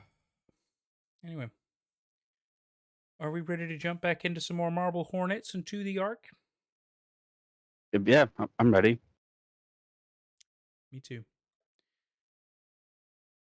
You don't think I it even guess, had a proper conclusion? You're probably right, Elliot. I don't know if it had a proper conclusion, but I don't remember watching all of it anyway because it was a bit demented. At least the concept. They didn't show an insane amount, but the concept was. Ugh. I guess before we resume this, I just want to give a little bit of context. This isn't necessary, but so in the previous entry, Alex has indicated, or he's outright said that, Alex will call Jay when they have something to discuss, or when Alex needs him for something to help investigate something. Like Alex gave some sort of an explanation. We didn't hear most of it because it's a glitchy video, but so Alex is going to call Jay, and Jay is waiting. During the 7 months that the footage we're watching, Jay is waiting for a call from Alex, and that gives context for this To the Ark entry we're about to watch. Ooh. Which is called Side Tone. Are we ready, boys and girls? 3, 2, 1. Let's go.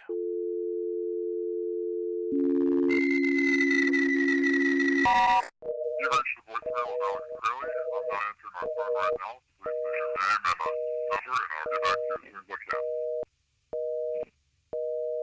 Ooh, you saw some numbers there real quick. I don't think it was a phone number, of course, but God, I don't actually have. There's a website that has the solutions to a lot of To the Ark codes. I don't have it up right now. Otherwise, I'd be able to tell you what. 9519. Nope, 12. Ah, it could be a date. 12/9/5/19. No, that doesn't make sense for a date. You talk about 2019. That wouldn't make any sense. 12/9/5/19. Who knows? Who knows? Hang on, I'm looking up to see if I can find out what it's supposed to say. Okay. Let's see. The alphanumerical substitution for the numbers shown on screen would be 12 equals L, 9 equals I, 5 equals E, 19 equals S. Lies. I guess he never calls. Let's crack on. Entry 37. Ooh, it said weird, though. Yep, it's weird. 1991? April 4th.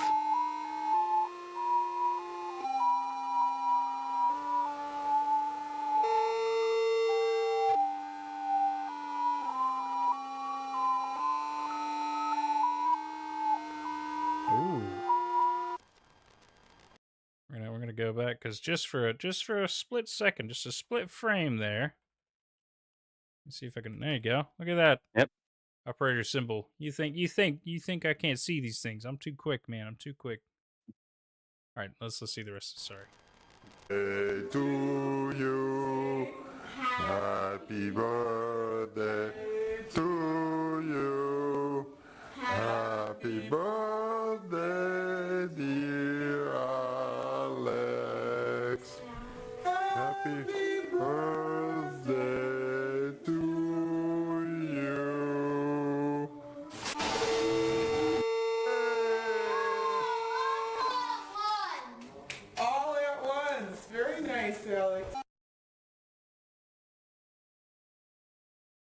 So Alex's birthday is April 4th.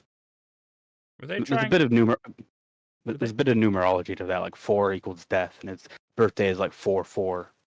Oh, that's interesting. I wonder if they were trying to hint because once he blows it out, and then you get what I'm assuming is a negative of the Slender Man. I'm wondering if that was like maybe this was the first moment he actually started attaching himself to Alex. So he's been maybe watching him all his life, actually. It's possible. Because otherwise, that's I just mean, a weird video, right? Admittedly, mostly just have speculation for this one. Like all that we know from the, we don't, like, it's not explicitly said that that's our Alex, but it's gonna be Alex. It'd be weird if it was some this random is- dude named Alex. Yes, this is just it is a strange video, but it doesn't necessarily come up because there's not really much you can do with it. Hmm. But it's vibes. It definitely adds to the vibes, and it also adds to the focus this season has on Alex. True. Ellie says they hired a Slenderman suit for his birthday, like someone in a Barney the dinosaur suit. Like, can you imagine back in 1991? Just have a businessman looking dude show up for your little kid's birthday. Oh my god, I guess that's kind of what a magician basically was. Except at least they did magic. And that's kind of what Citizen Kane was about. The man in a suit shows up for a little kid, takes him away. Oh, fuck. Is Slenderman actually Citizen Kane? Is that what this is all about? Is it just a nod to Citizen Kane? Oh wow, you know what? That'd be something. Oh man. Oh, excuse me. All right, let's crack on. Entry 38.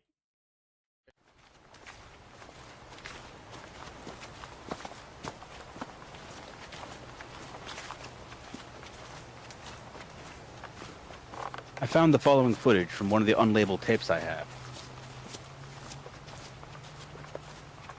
Most of it is Alex and I walking along a trail. We say almost nothing to each other.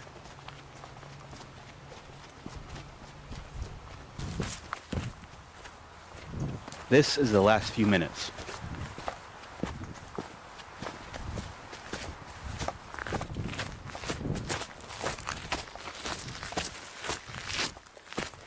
It's getting dark, Alex. Also, I have no idea where we are. I want to go home. We're almost there. You want me to take the camera? Yeah.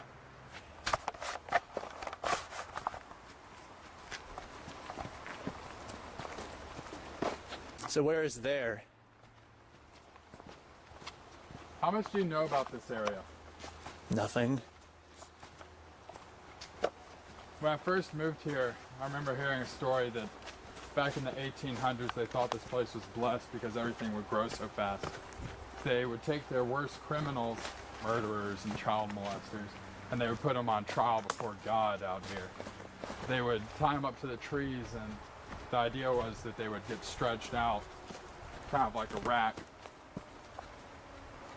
They never fed or gave them water though, so they would just die of dehydration. Why are you telling me this? They never cut down the bodies. They would just burn the whole tree with them still on it. They stopped doing it though after a kid went missing. And he finally turned up in the area where they would do the trials. He had been dismembered and strung up.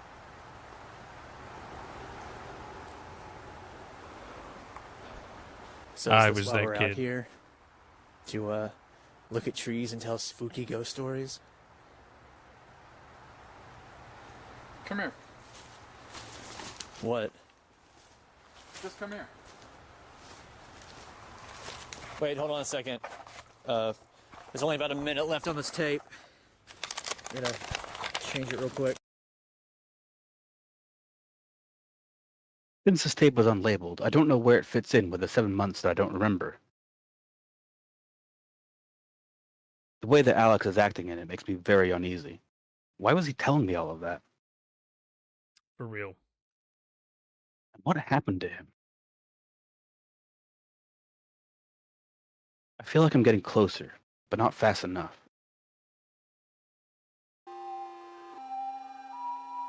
As for entry number 37, I did not post it. I don't know where this footage came from. Someone must have hijacked my account. Probably whoever uploaded entry number so to the Ark. I've changed my password again, but I'm not going to delete the video.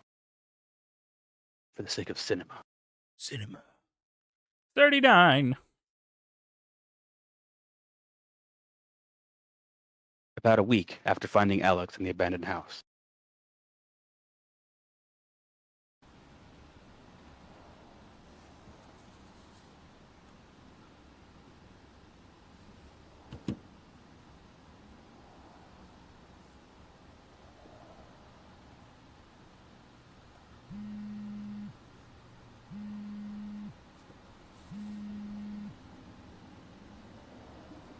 Alex, Meet me at Rosswood Park tomorrow. why haven't you called? It's been over a week. Meet me at Rosswood No, Park. I heard you. Just, where have you been? Alex. Alright, just hang up on me.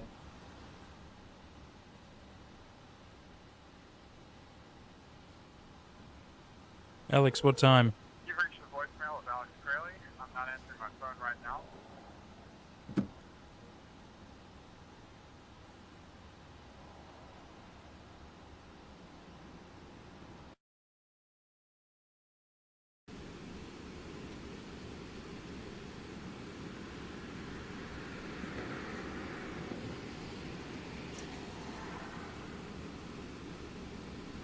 Too right, Ellie. Very one-sided.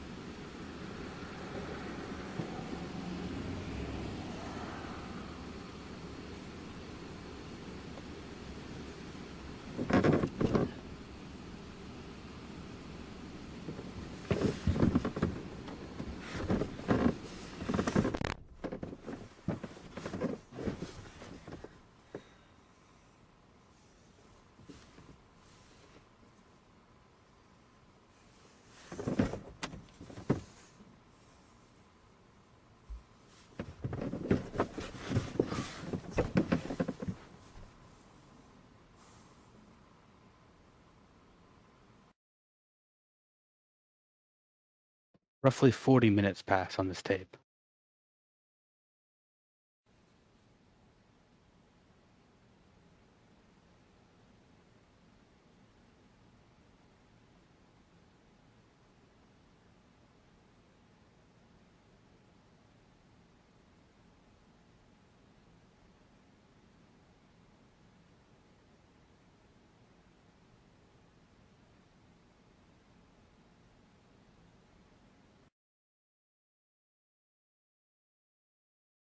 Footage is too blurry to see who was outside my car. From what I can tell, this was the only appearance the person made that night.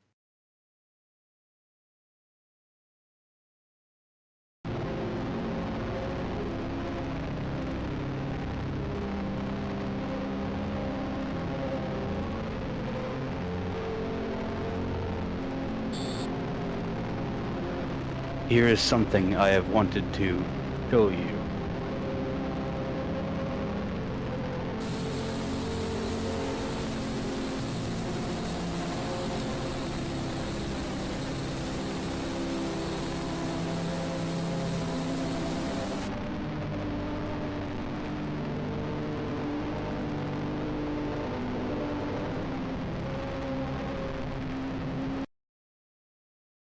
So that is a significant entry. Because that, like, something that I also kind of forgot to bring up earlier, but at least while I'm spelling out the obvious stuff here. So obviously Alex breaks Tim's leg, the man in the mask. He breaks his leg. And in entry 33, the last one in the hotel, where we see the masked man show up and chase Jay out of the hotel, we can just about make out that he's limping. The man in the mask is still limping. So Tim has this limp now. But whereas this person we see outside the car is not limping. They seem to be walking just fine. And this To the Ark entry basically confirms that's To the Ark. Whoever that person is, that's To the Ark. And so To the Ark is not Tim. To the Ark is not the man in the mask. Although they've maybe worked together before in the past, but there's another person here who's a mystery for now. I just wanted to point that out. That's a fair point. That is a fair point.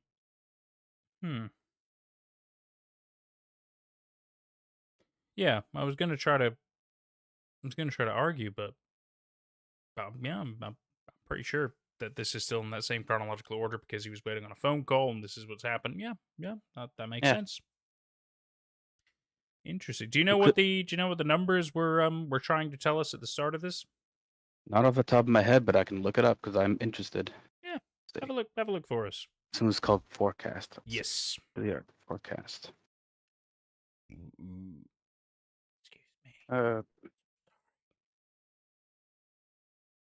Let's see.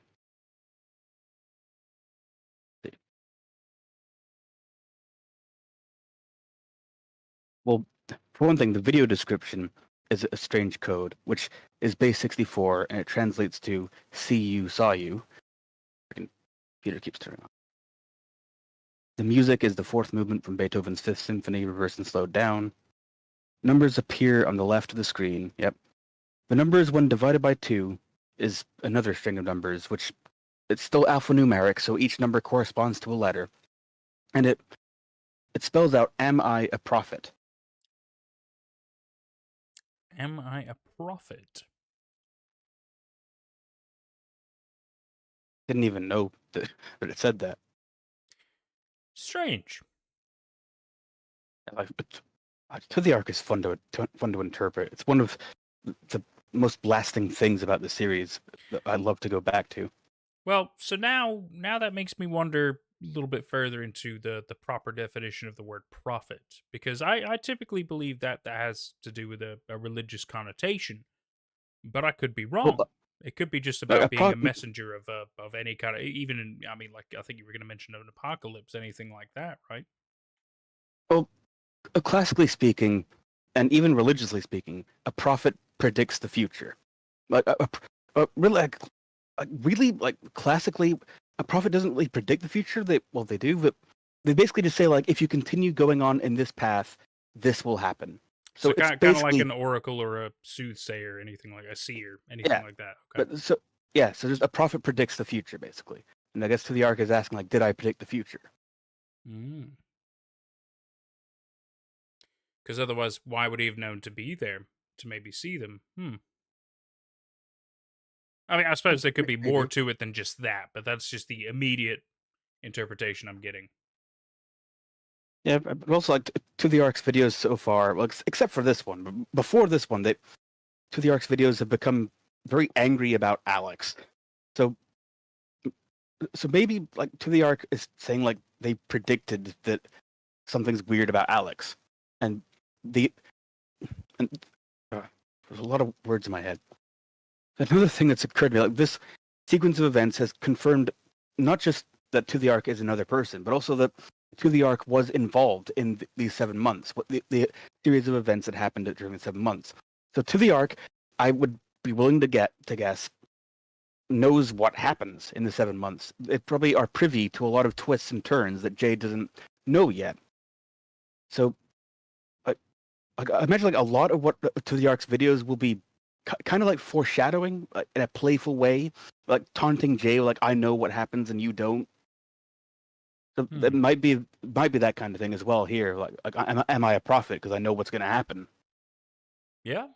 I definitely think taunting is a good word for it. I think you're very much on the money with that, because it does feel like it's a lot of playing with both Jay and with Alex. Absolutely.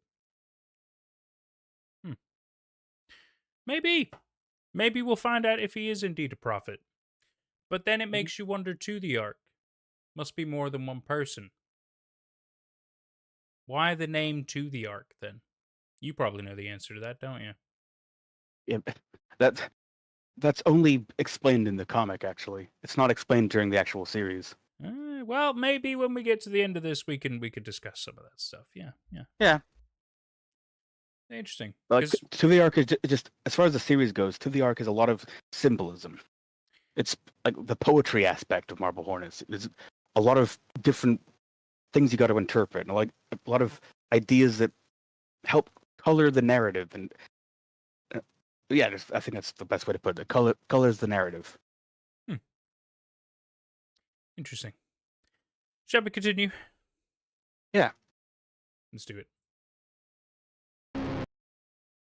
Entry 40. Yeah. The day after Alex called. Rosswood Park. Dun dun. That was Law and Order, I think. It was pretty good.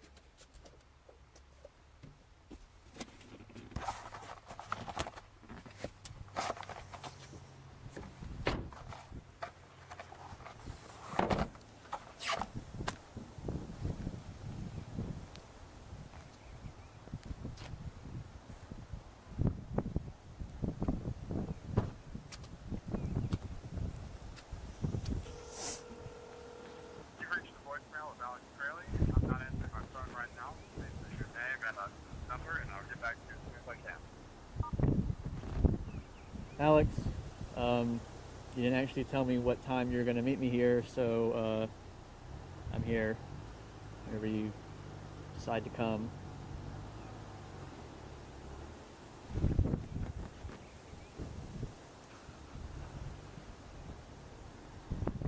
If you look at the tree, you can use your mouse to like. There's. Oh well, it's gone now. It's okay. We can go back. Yeah.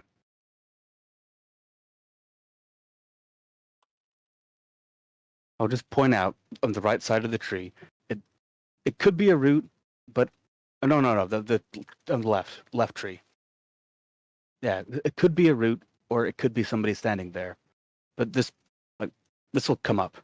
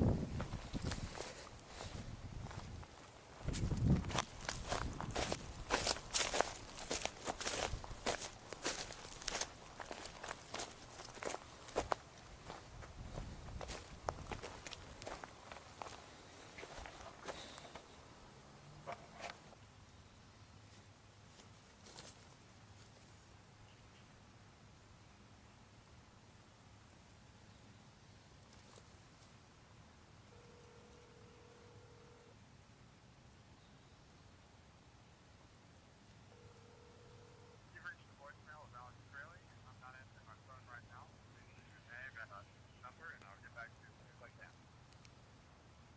Alex, I'm in the woods right now near where I parked, so if you're here, you're wondering where I am, I'm in here. I'll probably be back out there in about 15 or 20 minutes. I'm not exactly sure where I am, so I'll be out there in just a minute.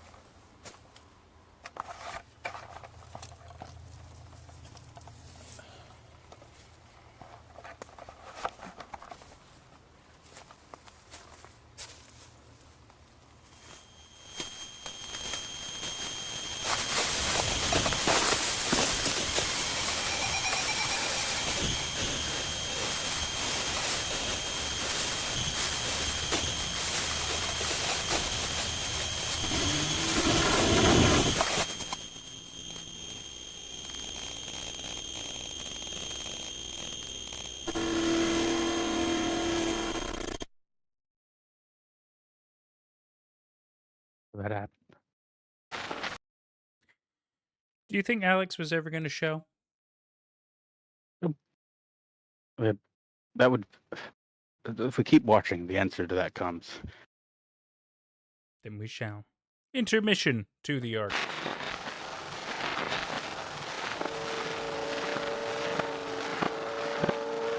Did you see me?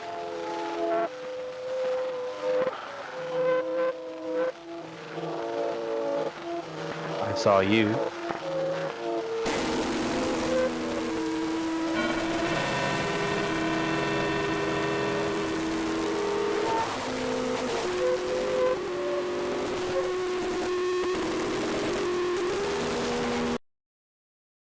Or numbers.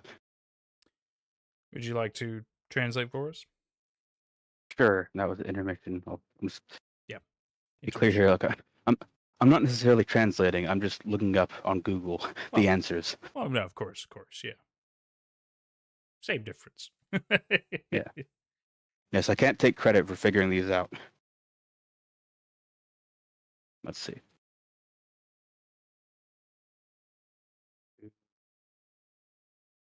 And the description of the video once again has a base 64 code, which translates to behind the curtain.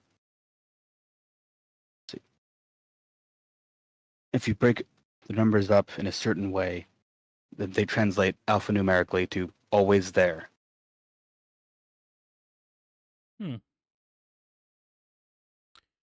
To the Ark is always there. Yeah. And I think one of the things that that video is implying is that that tree route that I pointed out was actually to the Ark. Ah, from the start. Interesting. Yeah. Entry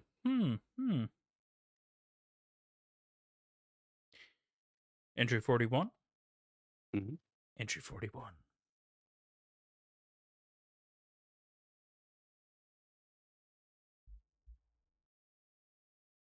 There's about 15 minutes of nothing on the tape from entry 40 before the picture comes back.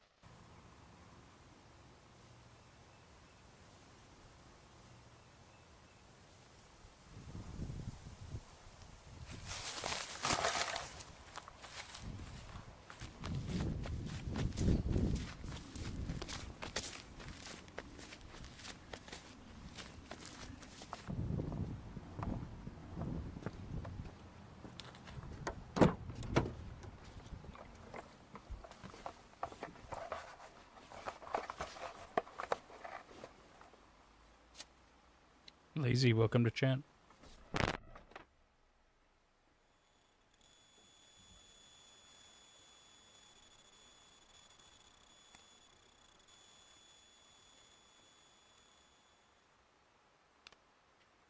Well,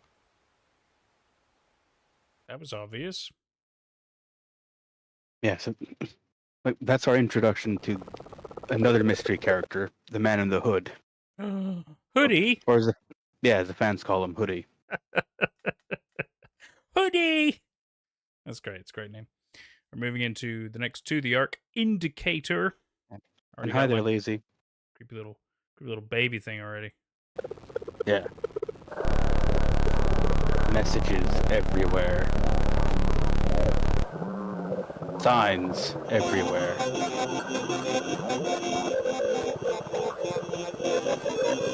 You will never be free.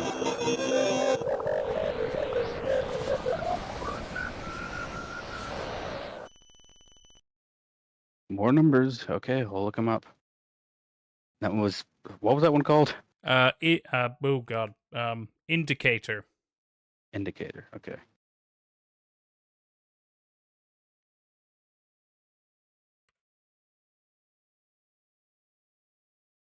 Indicator. As description blind.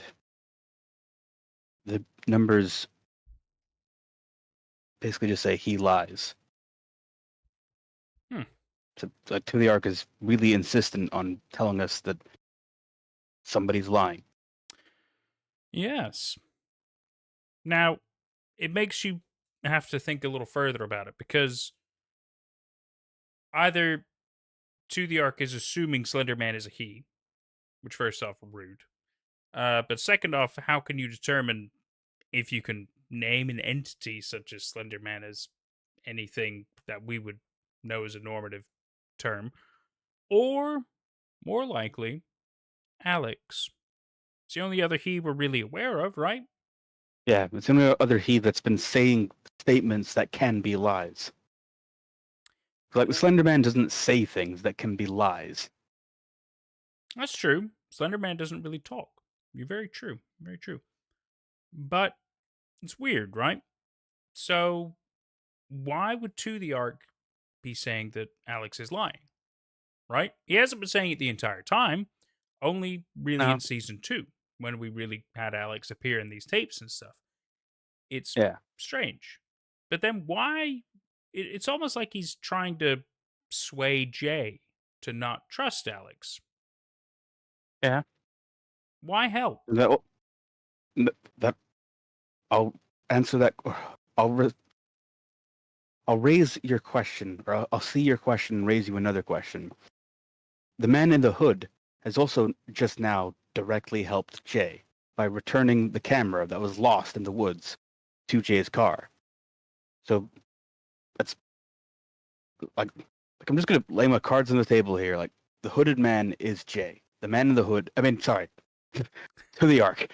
The Man in the Hood is To the Arc, not Jay. Yep. I mean that makes sense to me, that To the Arc and Hoodie would be the same. But yet again, is there more than one person that uses To the Arc's channel? I mean, maybe, but like they'd all have to have a similar editing style. Well, yeah, but yet again, in season 1, we never saw Hoodie. True. And yet To the Arc existed.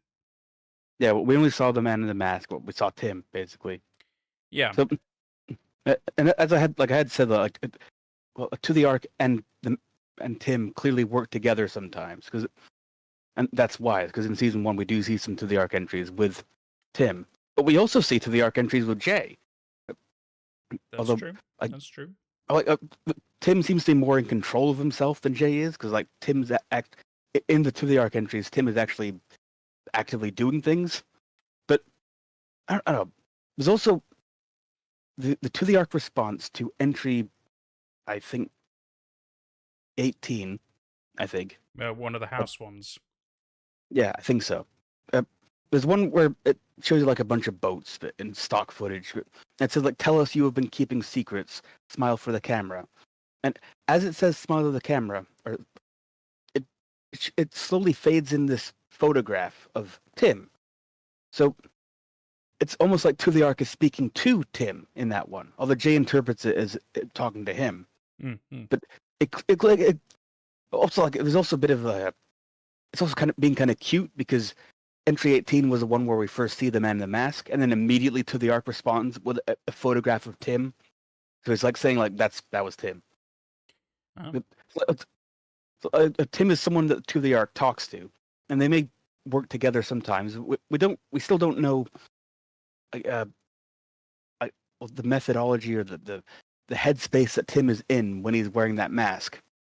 True, because we know that Tim can act like a fairly normal dude. We've obviously seen that in the footage, even in the one of the newer interviews that Jay had with about the Marble Hornets video project.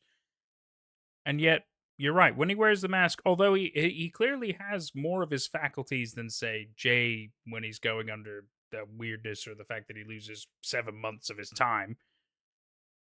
But yeah, he does act hostile, right? I think we could agree with that. Yeah, Tim under the mask has like a definite hostility. We still haven't been shown the rules yet, and I'll just go ahead and say that this series does eventually tell us the rules. Oh yeah, of course. I'm just yet again. I'm trying to get people thinking. Yeah.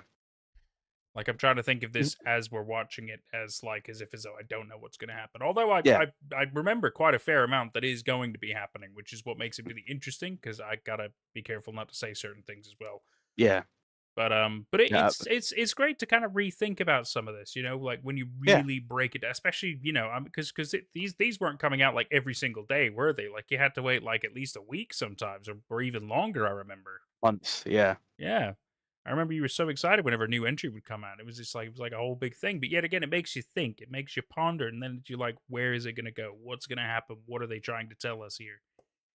Yeah, and I've mentioned a few things about the reveal of Tim as the man wearing the mask, and I've said that like for one thing, like it just puts a name to a face. It isn't that big of a deal dramatically, but it also is a big deal to the audience because that's one of the first and clearest indications that Marble Hornets gives to the audience that it will answer your questions. It's not gonna keep you on a cliffhanger all the time. It's not gonna clickbait you. It's not gonna get you to. It's not gonna string you along. It does have answers to the things that you're wondering. Yeah. And except for Slenderman's shoe size, you'll never know that. And so it's one of the things that makes me feel respected by Marble Hornets. Like it's a series that treats the audience with some amount of respect. It's and one of the reasons that one of the reasons that I like this series even more than I like other analog horror to varying degrees, but this Marble Hornets is the one for me, and this is part of why. Like it has, I don't know, there's a lot of things that it does that it functions very well in terms of storytelling. It does very good story things. Absolutely. Sorry, let's catch up with chat. Lazy said, "You always love these audio distortions." Oh yeah, for the To the Ark stuff. Yes, it's so well done because it's not always just the same kind, right? Like they meticulously use certain methods in, especially because I don't believe the audio distortion is the same for Slenderman as it is for Masky and I suppose To the Ark. I don't know. It doesn't seem like To the Ark really has. Although he puts in audio distortions in his videos, he himself, like if he's recorded, doesn't seem to have audio distortion. But yet again, we've only seen him one time on camera properly, so it could happen in the future. I'm not entirely sure. I will, on that note, in terms of recalling the types of speculation that fans were having at the time that these were coming out. So this isn't going into spoilers. This is just like common fan speculation, and I think it's good speculation to have. Is that like the distortion it's primarily like it originates from the Slender Man, and we see distortion around like To the Ark or around Tim because these are characters who have been infected in some way by the Slender Man, and so like the distortion is like a symbol of that. It means that they're all involved in this shadowy, cryptic plot, basically. But it originates from the Slender Man. Yeah. Oh, anyway. It definitely seems to originate from him. You're quite right.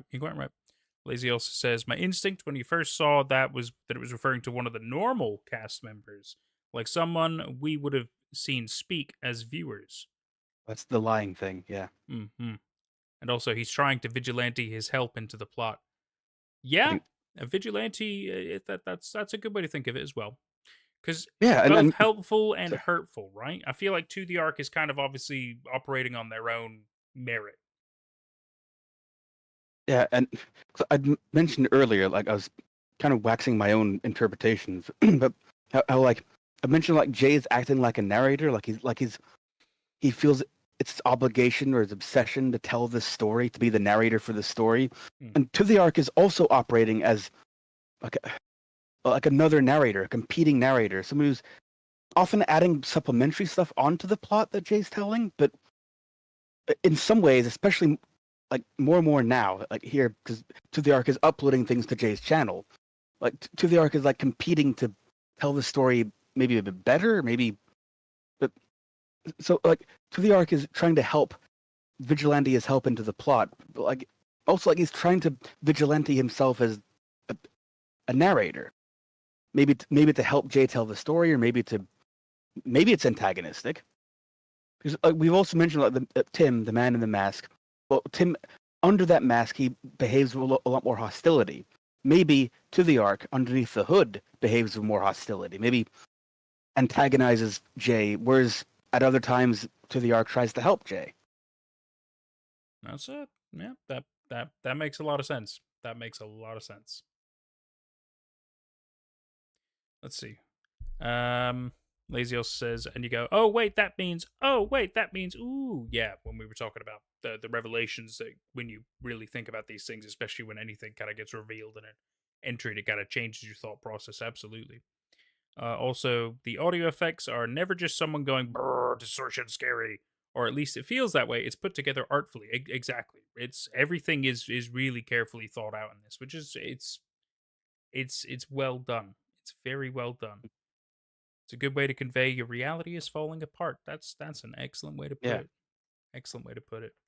Yeah, that is because yet again, those distortions aren't like annoying. It's not like you're taking too much out of it. If anything, some of them are like hints to certain stuff. Like, oh my goodness, like Jordan mentioned, I think in like the first and second stream we did of this, where it's like if you hear any level of distortion, your first thought is like you're looking around the screen, like where is Slenderman hiding somewhere, or could it be maybe somebody else is spying on them?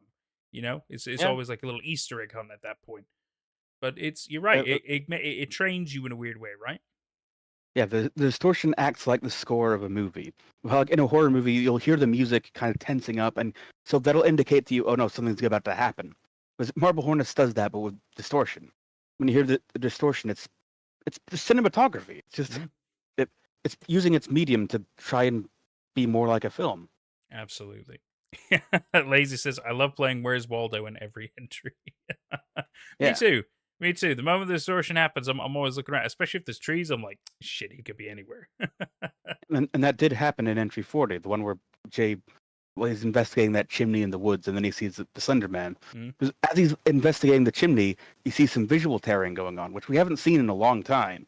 But that visual tearing always meant the Slenderman was nearby. So you see that, and you suddenly remember, like, oh shit, wait, that means something.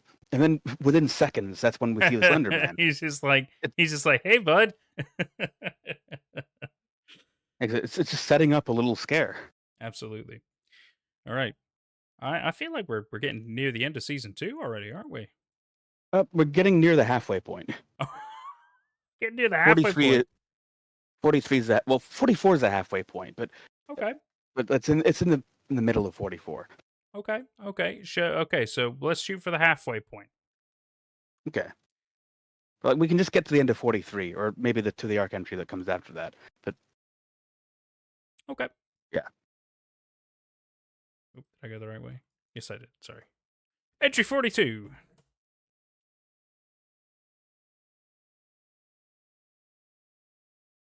I'm going through the videos on the external hard drive that I found in the hotel. So not the tapes, but the external hard drive. After looking at the video file's dates, I found that they begin at the same time as the events in entry 41.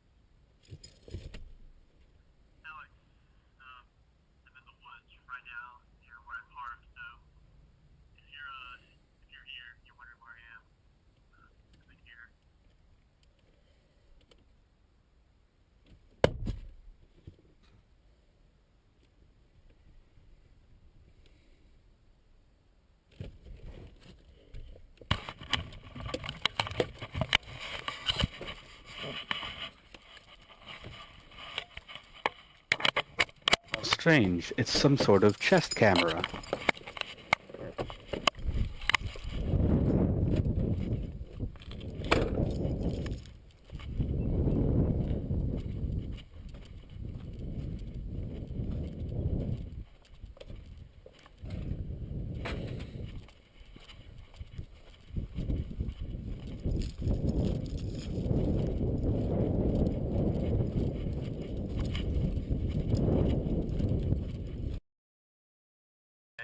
I'm not answering my phone right now, so leave me a message.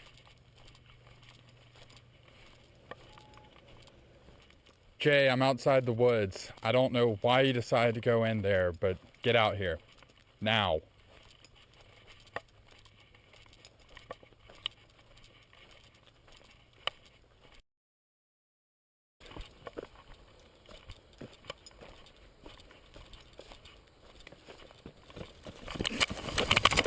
Jay!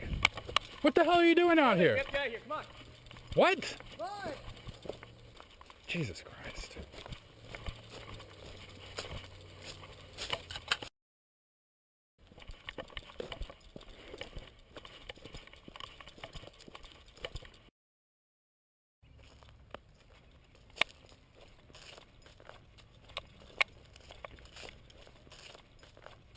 What was that all about? What are you running from?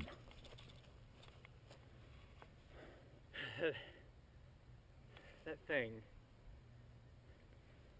That thing is in there. A couple of miles in, but yeah. What were you doing a couple of miles in the woods? I don't know, I was tired of waiting on you because you didn't tell me what time you were gonna be here. And, you know, I thought I'd take a look around while I was waiting. And I got kind of lost, I guess. You got lost in woods you've never been in. Yes.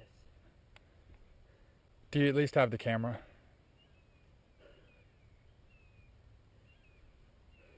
No. Is the camera a couple of miles in the woods? Yes, it is, because I dropped it.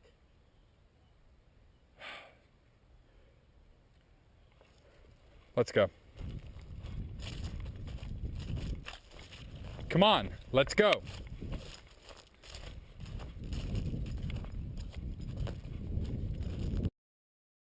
You saw what was on the video I sent you.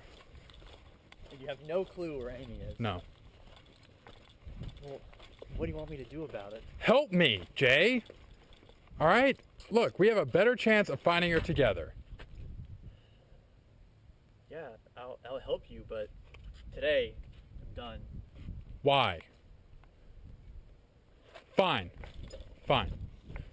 Alex, I said I'd help you. I can't today, not after that. I'm just gonna go to a hotel and stay there because I don't want to sleep in my car tonight. Fine. Just follow me. I know a couple that are close by. I don't want any close to here. Just come on.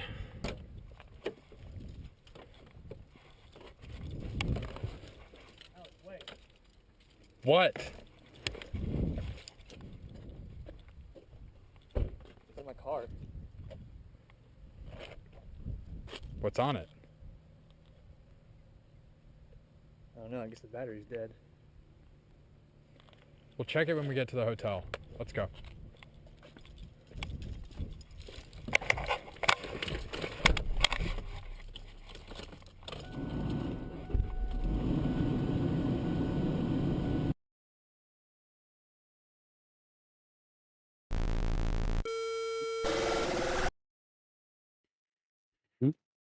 Sorry. I just wasn't ready for it to transition straight to the arc. Memories. Years wasted. You've done nothing. So much more than time has been taken. So I can give a bit of context for that one. That video was posted on June 19th, 2010, I think. So it was the 1 year anniversary of Marble Hornets. the YouTube series. So it was basically it was To the Ark saying like in all this time, Jay, like what you're just posting more videos. You haven't done anything. You haven't investigated much. Yeah. You haven't solved this mystery yet, Jay. Yeah, Yeah, man. like time is ticking. That's right. Let's see. That Lazy said, "Is it just me, or are they running deeper into the woods?" Yeah, not quite. I mean, I can see why you think that, though. Oh, and then the exchange between them. Feel like this isn't supposed to be humorous, but you always thought the exchange was really funny. There are a lot of funny things about it. You got lost in woods you've never been in. Right. Alex really makes Jay look stupid. Yeah. What do you mean you were a couple of miles in? What the? Why did you go so then, far? And Jay has some snark as well because as they go back to the cars, like Jay says that shrug. Yeah, right. I can't do any more today, man. I'm done. He's like, why? The fuck do you mean, why? As Ellie says, God damn it, Jay. Is the camera a couple of miles in the woods? Damn right, Lazy. It's true. It's like, but at least, hey, at least To the Ark was nice enough to drop it back in your car, which means you must have left your car unlocked, or To the Ark has a copy of your key. I think Jay just left it unlocked. Like Jay is kind of an idiot sometimes. It's just ridiculous. All right. Entry 43. Let's go. Yeah. The last one for the night. Yeah.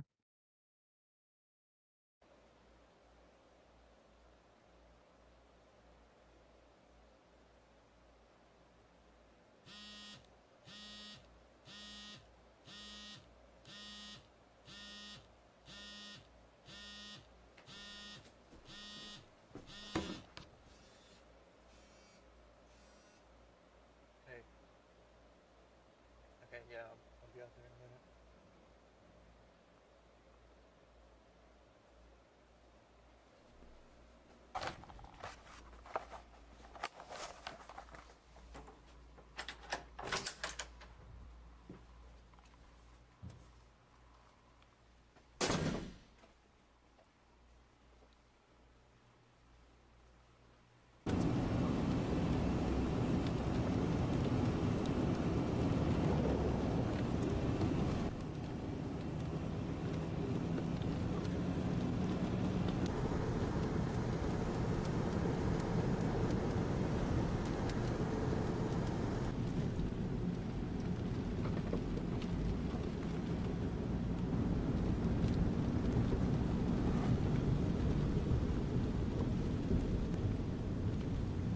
How much further is it to the house? About 5 minutes.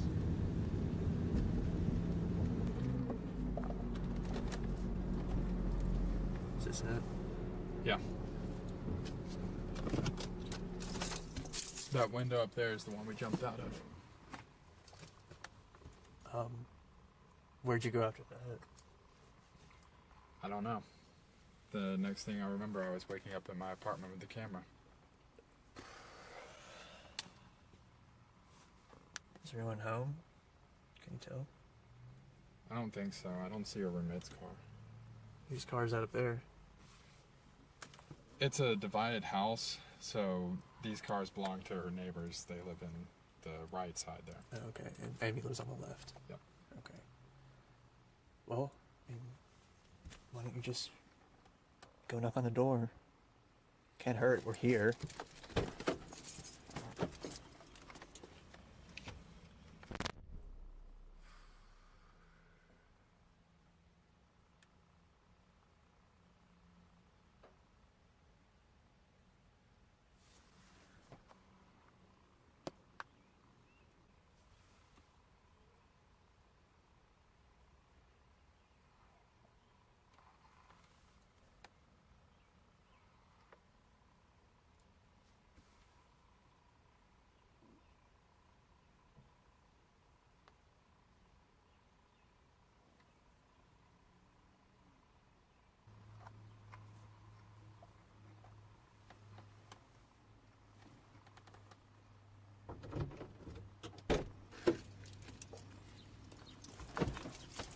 Who are you calling?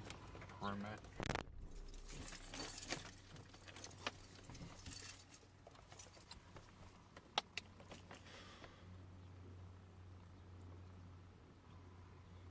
Hey Jessica, it's Alex. I was just calling to see if you had heard from Amy recently. Just give me a call back whenever you get a chance. Thanks.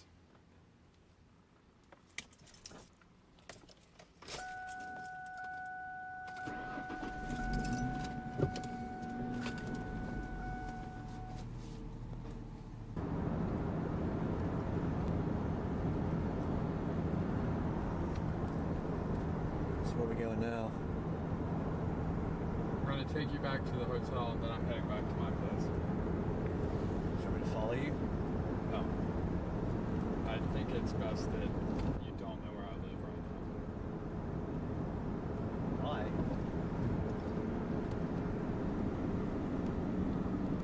Alright, whatever.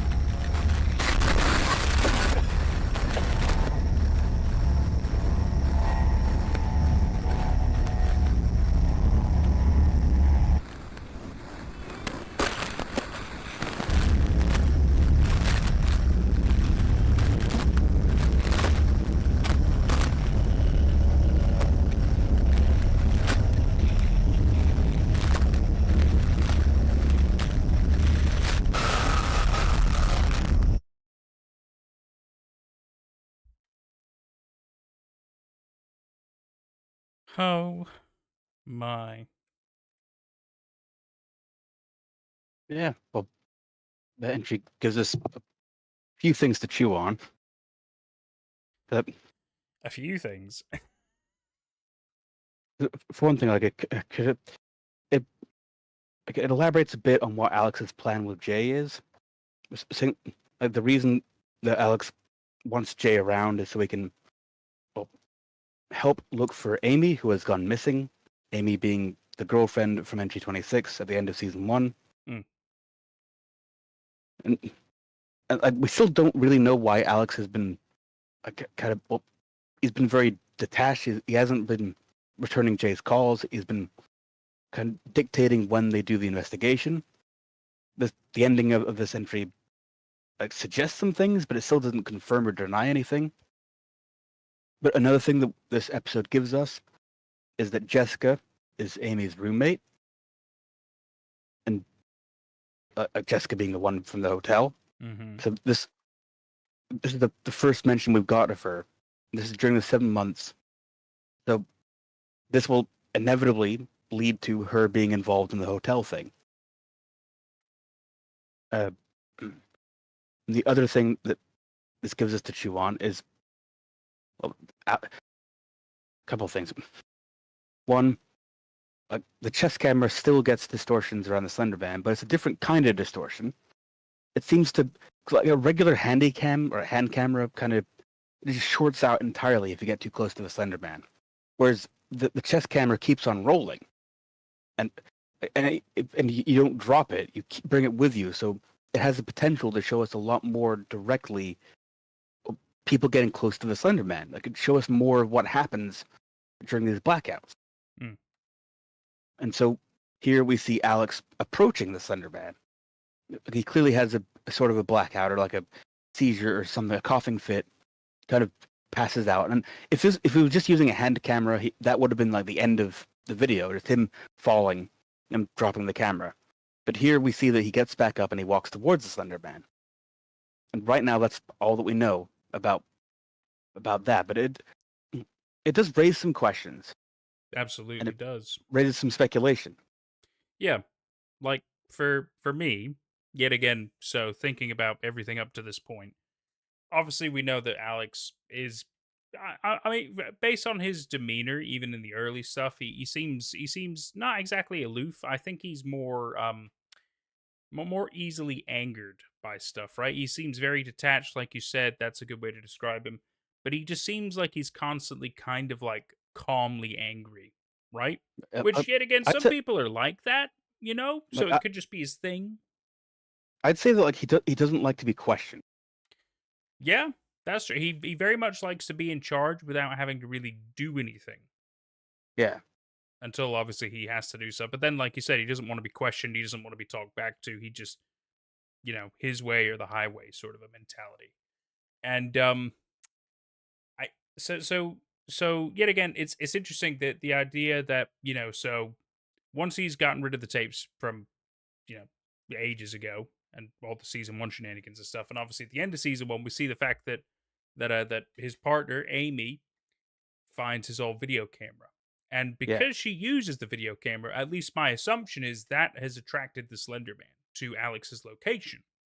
Yes, that would be why Alex is. He's kind of weird about the fact. I'd say he's outright upset that Amy's found the camera. He tries to coax her to just put it away and forget about it. Yeah, like Alex seems to know that there's something up, some connection between like filming and the Slenderman. Yeah. But then it makes you wonder, obviously, well, why is it then yet again only attacking these 2, 3, this small group of people specifically? I mean, obviously that's part of the story and blah blah blah, and you don't have to logic too hard about that. That's just how it works in the story. But so yet again, we only really see the Slenderman because of camera usage. But that doesn't mean that he doesn't attack the other ones as well. Because yet again, I mean, Jessica's a great example. How do we know that he hasn't? Because clearly Jessica's got the same issues going on as well that we've learned while she was at the hotel, or obviously before the hotel. I'm guessing because she was Amy's roommate with Alex, obviously. Maybe during that time is when something happened and she also got infected by the Slender Man. That makes sense. Maybe she was just a secondhand victim. She was in the area at the time, and that's why she got attacked too and ended up at the hotel. But then yet again, obviously, then there's a big gap of what happened to her during. And I mean, yeah, we're probably going to figure out some of that shit as well. That's kind of irrelevant. But so it seems like he is attracted to specific people using cameras. I think that very much is very true. He does seem to have specific people in mind, and then other people tend to just be, if they're within the vicinity, they can become victims too. It's not like he is, always going after Tim. It's not like we see Tim's tapes, you know what I mean, or Jessica's tapes. So I mean, yet again, we might see little bits of that in the future, but up to this point, we haven't seen any of that. It's all been Jay and Alex and to the Ark. It's all been them. Yeah. And but there are probably some things I can say about this. This is one of those things where the series does eventually elaborate on some of the rules, or like you can work out some more of the rules, but it's never spelled out. So this is the kind of thing that like you can just I could just kind of speculate about here, but so like and plus like I'm only going to be saying stuff that can be figured out by this point. So So, the Slender Man is not necessarily like it doesn't just exist on camera, but it seems to be. I think it's like attracted to it, right? Yeah, it's like the Slender Man follows Alex because Alex maybe accidentally caught him on camera once, and it's like he caught video evidence.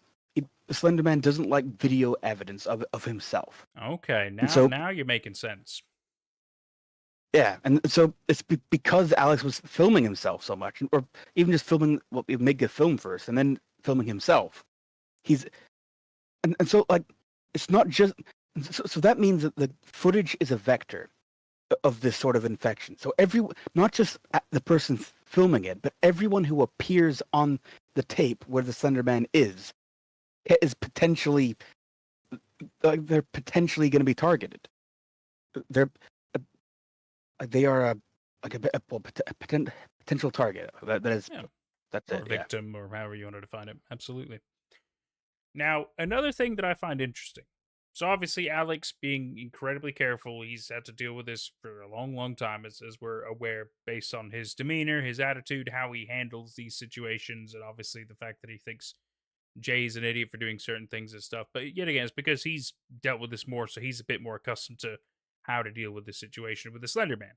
And obviously, the chest camera makes sense that he is the first one to have it, at least in our understanding of the timeline, as to how Jay might end up buying one, or maybe he gets from Alex. But, we'll figure that out obviously in the future. But I think it's important the fact that he doesn't really want to reveal his location.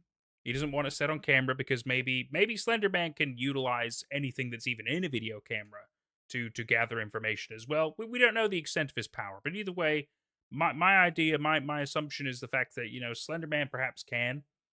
In which case, Alex is like, look, I'm going to do everything in my power to keep everything I do a secret, because it's the only way I minimize my own risk while I'm solving my own problems. It makes sense. I understand that logic. But he's still a little too aloof, in my opinion. Yeah. And I have 2 points to bring up on that. I'm going to just be vague. But one, it's possible that the reason that Alex doesn't want to say where he lives on camera is because he knows that Jay is uploading the stuff to YouTube. And Jay didn't upload the stuff during the 7 months, but Jay had the camera on him, and he's been uploading stuff. Like season 1 exists. Those videos are on YouTube. Makes sense. And so Alex doesn't want. He wants to keep some privacy, probably to avoid the Slender Man, but also to avoid anybody who's nosy.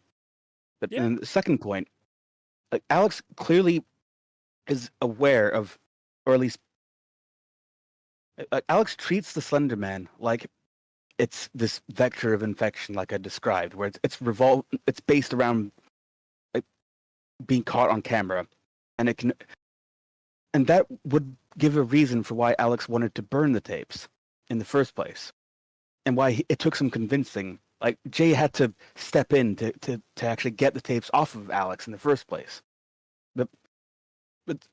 And that would also explains why Alex wasn't happy about Amy finding the camera at the end of season 1. But then it raises the question, which is, why is Alex filming himself here? Why does he have the chest cam? What if he knows that the Slender Man is attracted to this stuff, or operates around the camera stuff? And why is he filming himself now? Exactly. Why is he filming at all after that event? Because Jay's filming it because he doesn't know. He's investigating this. But I'm still this. So it depends on does Alex really know? Doesn't he? But I do think we are supposed to wonder why does Alex have the chest camera? Why is he filming himself? And that's one of the subtle questions that this entry is supposed to raise. Now, one thing that I can add credence, and I know it's yet again speculation, but so before the chest camera, Alex, similar to Jay, was using handy cams and other cameras and stuff like that, which refused to work after a certain point because of Slenderman.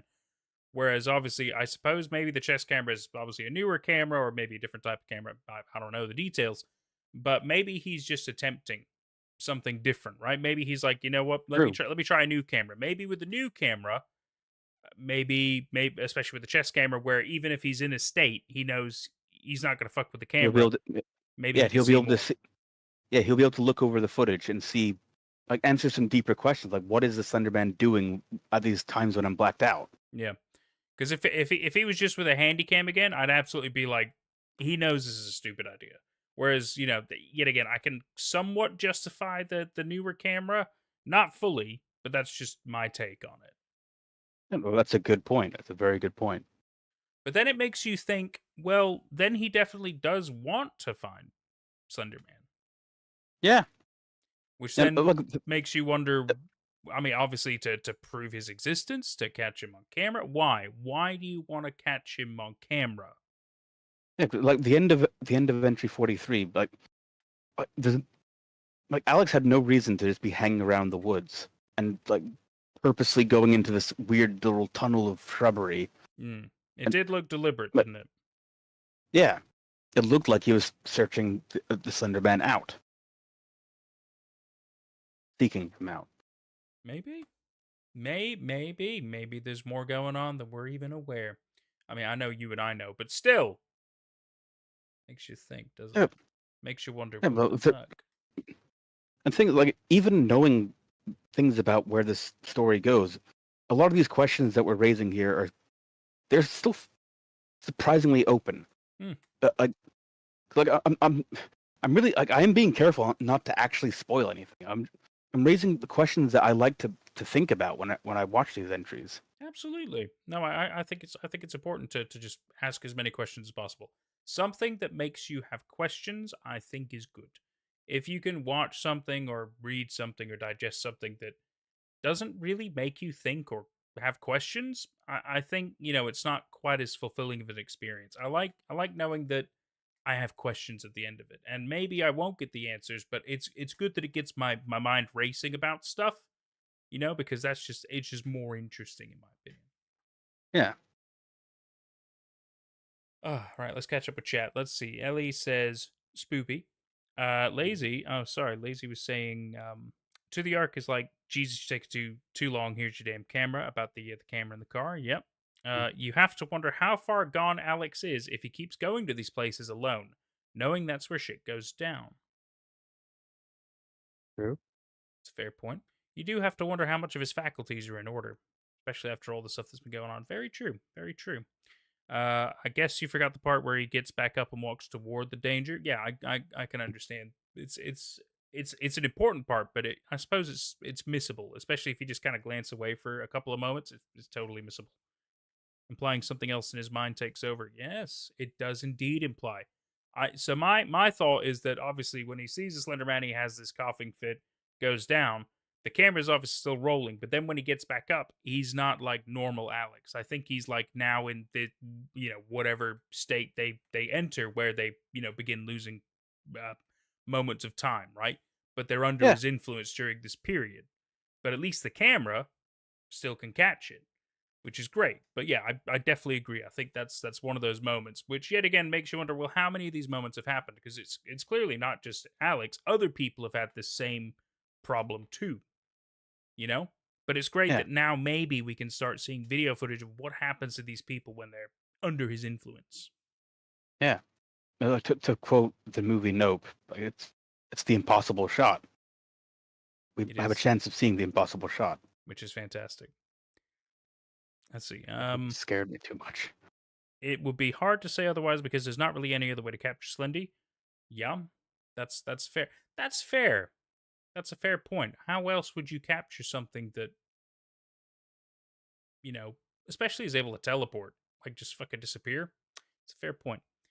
Or you guess you should say that Alex is definitely obsessed at this point, safety be damned, which you suppose is obvious and you should stop pointing it out. I mean, you're not wrong. I'd say he's obsessed, but not because he wants to be, right? It's because yet again now Amy's involved.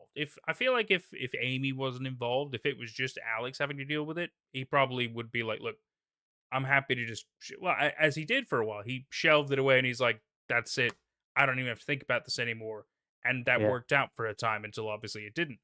So yeah, I think he's only obsessed because he has to be, right? He has to nail this to potentially save somebody he really cares about. Yeah. And that sucks. That sucks a lot. But hey, I mean, it makes a great story. But then it makes you wonder, Yeah. where is Amy? It does make you wonder that. Because That it's an open question at this we point. have seen Jessica in the hotel. We have seen Jay in the hotel. We haven't seen We've seen Tim like in the mask in the that's hotel. true. That's true. Because we have to remember that the hotel events are after all these things we've just seen. We have to remember the time. The timeline is crucial in this, and it's very easy to get caught up because, yet again, if you just think of it chronologically, entry-wise, that's not the correct timeline. You know? Yeah. So it's so good. It's perfect for a conspiracy board. Just put up a bunch. It's so good for that kind of stuff. I don't really have the space for that in this room, but maybe in the next location, who knows? Maybe I'll get a little conspiracy cork board, and that'll be pretty fun. I can go crazy. Pepe Sylvia. Not all of you will get that reference, and that's okay. Oh man, yeah. So this is really interesting. I do love speculating, and the more Marble Hornets goes on, the more questions will pop up, the more just bizarreness and it's weird because here's a big one, right? Here's a big question. So let's assume everybody that we've seen up to this point in these videos has in some way been influenced by Slenderman, right? At least once, somehow. Okay. Some of them, I'd say the majority of them, all seem to have similar problems, right? Where they lose fragments of their time, they don't remember everything that happens, they end up in weird locations with weird They have stuff. coughing fits. Coughing fits, exactly. Well, I'd say all of them have coughing fits, but yeah. And yet, Tim acts differently, right? Yeah. I don't know if it's when he's under the influence he puts on the mask and then he becomes masky, or maybe by putting on the mask he gets influenced. Maybe Slendy gave him the mask. I don't know what's going on with all that stuff, but it's just weird that I mean maybe 2 the Ark is also, but I don't feel like 2 the Ark is actually properly influenced by Slenderman. I feel like he's a whole separate thing that we could discuss at a different point, but I feel like Tim and Masky, that's a strange one, right? Yeah, I definitely have to be a little bit vague about this because I'd know like directly the answers to these questions. But I'll just point out that Hoodie wears a hood like Tim wears a mask. I mean, like Hoodie seems to be like I guess you could make the argument that Hoodie seems more in control when wearing the hood. That it's like the contrast there. Like Tim seems less in control when he's wearing the mask, but whereas Hoodie was helpful, right? Yeah, okay. But like there's at the same time there is definitely a connection between a hood and a mask. They're both disguises. They're both there is a connection there. There's they behave differently, so maybe they suffer from the symptoms in different ways. But that makes sense. Like, that makes sense. But like Hoodie, I don't know. I feel like the To the Ark videos themselves are like Hoodie's being more feral, whereas like Tim wearing the mask is being more feral. Would you call the feral state being under the influence then? Yeah, let's go for that. Yeah. Okay, I'm cool with calling it feral, the feral state. I think that's fun. It's just the first word that came to mind, really. But I guess hostile. Oh yeah, unpredictable. So, do we think it's yet again like Slenderman does the influence and then he puts on the mask, or do we think like maybe the mask is part of the influence as well? I think he gets influenced and then puts on the mask. I mean, by this point in the series, we can't really tell either way. I kind of just let slip. Are we sure about that? Because if you remember when they were at the abandoned creepy house, the return address place, when they took off the masks to reveal it was Tim, he was still in that state. He was still hostile. So I think you're right. I think the mask is a disguise and it's part of the influence thing. It's maybe one way that he copes with it. Maybe it was a Slendy instruction from early on and he just does it all the time. I'm not really sure. But I think the mask is just, yet again, it's just a disguise. You're very much right about that. Yeah. See? Interesting when we connect some of these weird dots, right? But then you're right. Hoodie is a whole different thing because his mannerisms are different. Would we? Plus, I think like the mere existence of To the Arc videos that's a big deal. Like no other character does that, and Exactly. they're unlike anything else in the series. Yeah, I mean, if anything, those are feral. Those are super weird out there, and yet they're not completely like negative and against them. Some of them are very much true or helpful, right? Or hinting at stuff, if you will. I guess they maybe are indeed a prophet if we really go along that line of thinking. But do they do it when they're under the influence or not? That's a big question. That is a big question. But then, like you said, does that mean that the influence affects them in a different way? Maybe they're well more aware and conscious while they're under the influence, and that's why they're doing it. But that might Maybe. also explain why a lot of those To the Art videos are heavily distorted as well. Yeah. Just crazy speculation on my part. It's just like the impression that I get, at least from the To the Arc videos, and even to a degree from the behavior of the man in the hood, like as we've seen him on camera. But mostly the To the Arc videos themselves. The impression that I get is this is somebody who like lives in a headspace that's completely distorted and noisy, and he's had to survive in that headspace and act calm. But so like it's like the videos are noisy and cryptic because that's how he sees the world, and he has to, and he's still trying to communicate through that. Yeah. Okay. It's like an artistic representation of how somebody views the world. Yeah. I get that. Yeah, it's like why a lot of creative expression can be different from each other. That's great. I like that. That makes a lot of sense in my head. Oh, we got some chat. Lazy says, does Tim have a history of complications from before the series takes place, or does that only happen within it? As in all that stuff with his medical documents and meds in season 1. I'm sorry to tell you this, Lazy, but we didn't see the medical documents in season 1. But we saw pills, though. There are medical documents later. Lazy asks, because they genuinely don't remember, and he missed most of today's stream. Yeah, so none of that was in today's stream anyway, but as Jordan also said, in season 1, the medical documents weren't there. We did see pills, and we know he's he had a cough. We did see that, but we weren't aware of any and he had complications. In entry 18, the first video where we see the man in the mask, or see Tim wearing the mask, he has a sort of a seizure. He charges at Jay, but then he stops, and Jay points the camera at him, and he's on the floor convulsing. That's right. So there is definitely a medical condition there. Yeah. But yet again, that, even at the time, you could have thought, oh, well, maybe this person's under an influence or something. Who knows? But yeah, as we later on will inevitably find out, as you mentioned with the medical documents, we will find out more information about Tim. It's okay. It's not a massive spoiler, if you ask me. Yeah, no. I mean, if anything, it just kind of explains a little bit about a character, but it doesn't reveal anything like I don't know, like Tim is Slenderman's baby or something like that. Which, by the way, isn't true. I'm just saying, like, that would be a bigger spoiler than Tim has medical problems, I guess. right?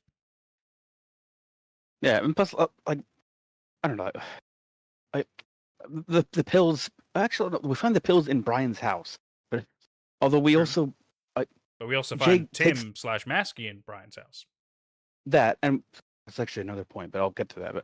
And Jay takes the pills, but then the pills go missing after the man in the mask appears in his apartment. So it implies that Tim took the pills back. So Tim wants the pills. Ergo, like we can assume that the pills belong to Tim. Yeah, absolutely. Oh, this is great. You're gonna love this. So Lazy says, I want to say that it was the pills you were thinking of, but once again, you're gonna stop talking. You're allowed to talk. You're allowed to ask us questions, direct. But then you said that would explain the baby video. The baby video, yeah. Sometimes my genius astounds me. Sometimes your genius blinds me. You're very welcome. Well, that's the beauty of getting to do this kind of stuff, is the fact that I like asking questions. I like thinking a lot about stuff. I wouldn't call it full on critical thinking. I don't think I'm a philosopher as much as I would love to say I am. I'm not, as funny as that would be. But I do like questioning stuff. I do like thinking about things in multiple ways, simply because you never know. You never know what you can discover by asking the right kind of questions. And I mean, yeah, that was just I thought that was just really funny anyway. But Yeah, that was funny. but yeah, man. I'm oh God. I mean, I'm glad I don't remember every single thing that happens, but I do definitely remember some things that still haven't shown up yet, which tells me like, I'll be able to piece together things a little bit more, which is going to be really interesting to have this like second proper watch through for me. So if anything, I'm really excited to keep doing this. This has been Yeah, really but good.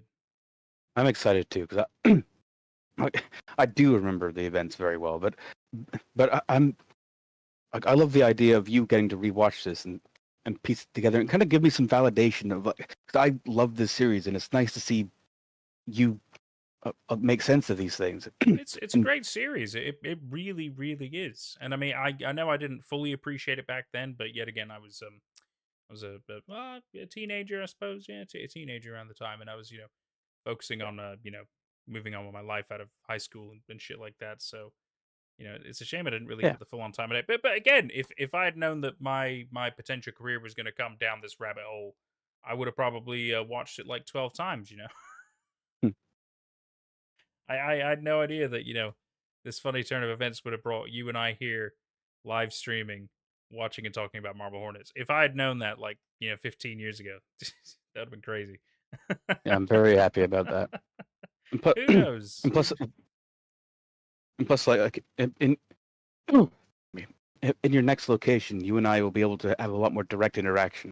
Which That's right. which I'm basically trying to say here that uh, like if you do become more of a fanboy of Marble Hornets, more along the lines that I am, you'll get to live in a house that has the DVDs, and there's some like bonus stuff on there, and there's content, there's the DVD commentary, which it's mostly just talking about how the series was filmed, but there's some very funny anecdotes, like the one about the flipping the cup on the wooden board in entry 35. It is pretty funny. There's quite a few anecdotes like that one. But anyway, I've lost where I was going with that. It's all right. Just yeah, like, I'm happy that we're doing Marble Hornets together. Me too.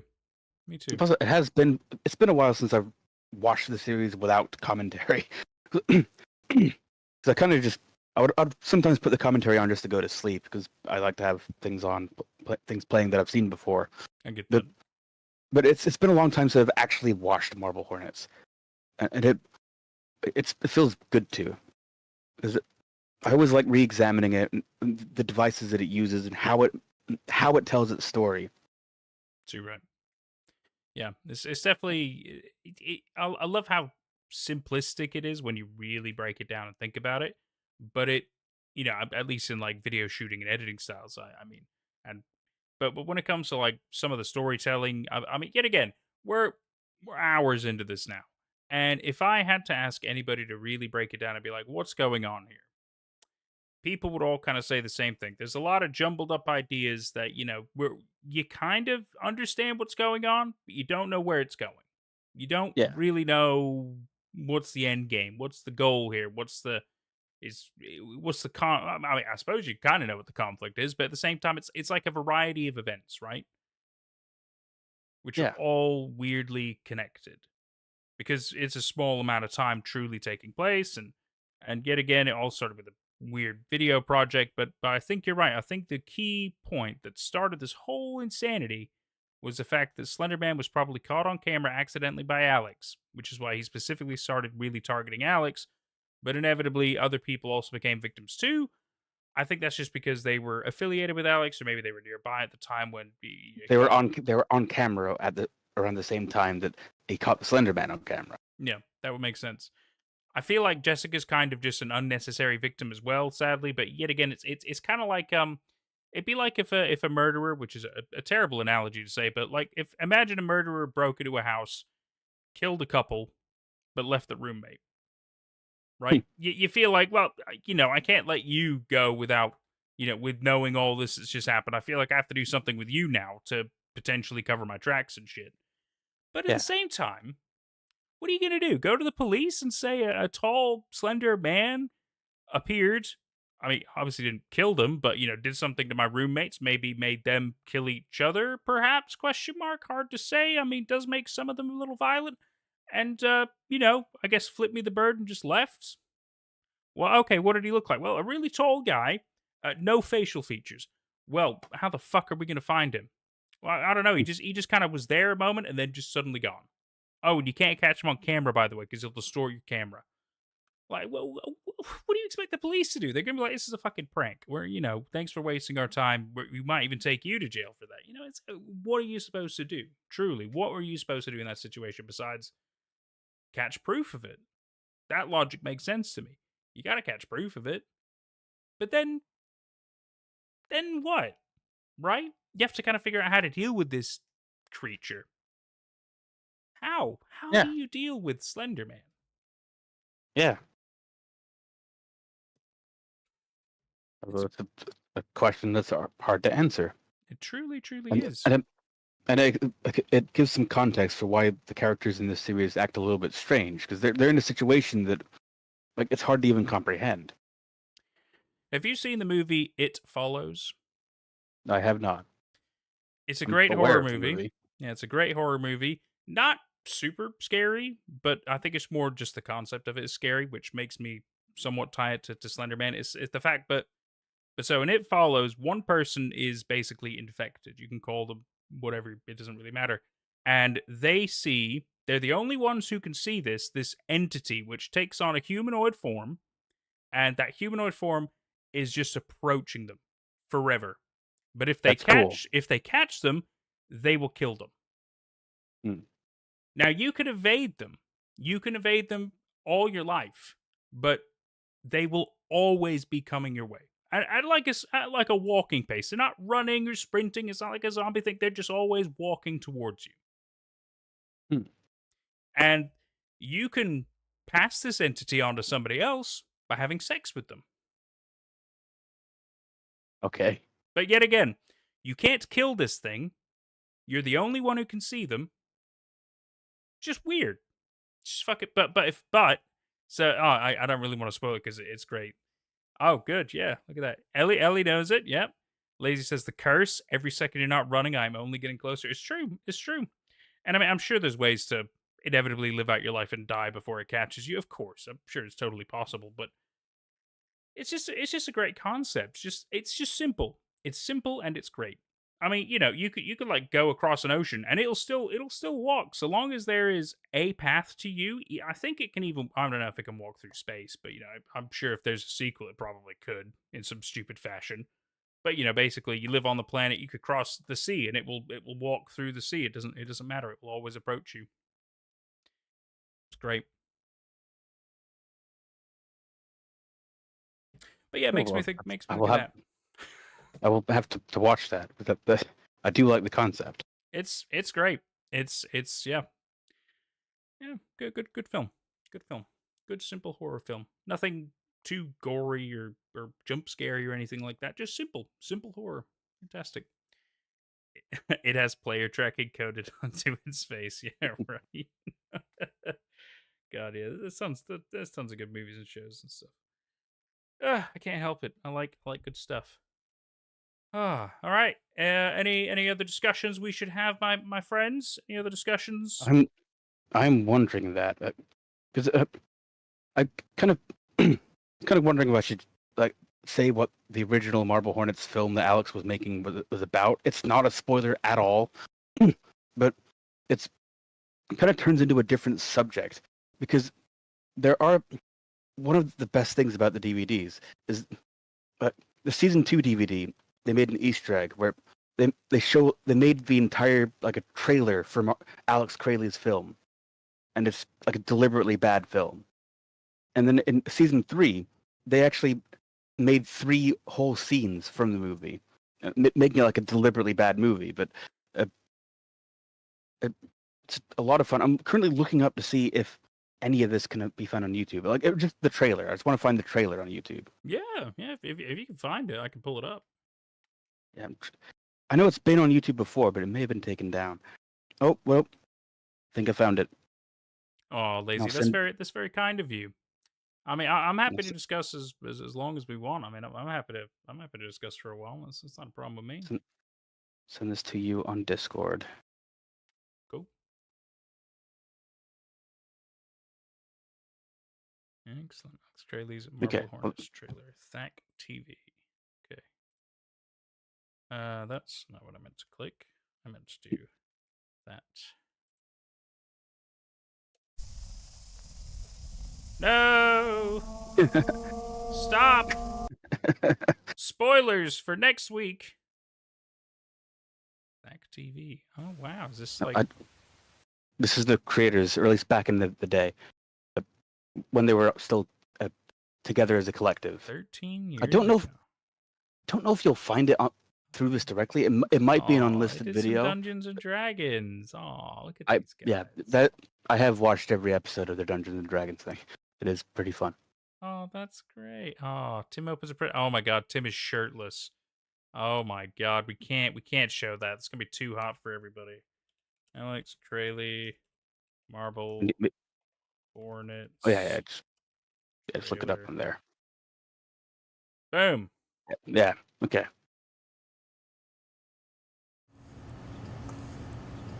The trailer for the actual student film he was working on. Yeah. Whenever an object enters the time stream, time starts to correct itself. Love is like, imagine 4 balls on the edge of a cliff. Are you high right now?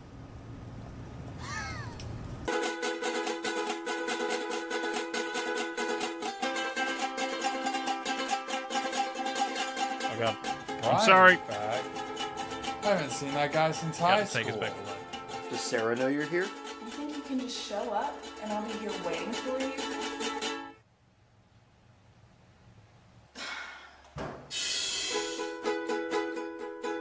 Whenever I'm around other people, I feel like I'm wearing a mask to hide who I really am. So why'd you come back?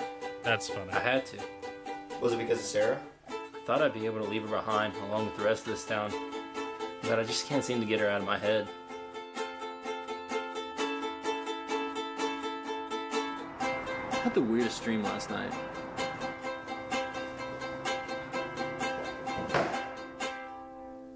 Jack Horseman.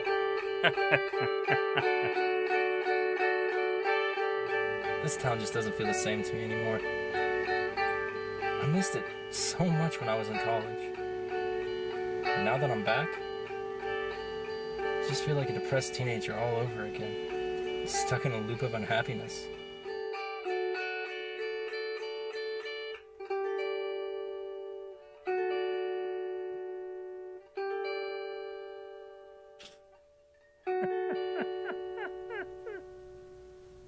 Oh my god. Yeah. So like the plot of it doesn't really matter, but it's like Brian had a girlfriend. He grew up in this town. He had a girlfriend. Then he went away for college or something, and he comes back trying to find a sense of home again. But he finds that his home has changed and things have changed. It's meant to be a very pretentious student film.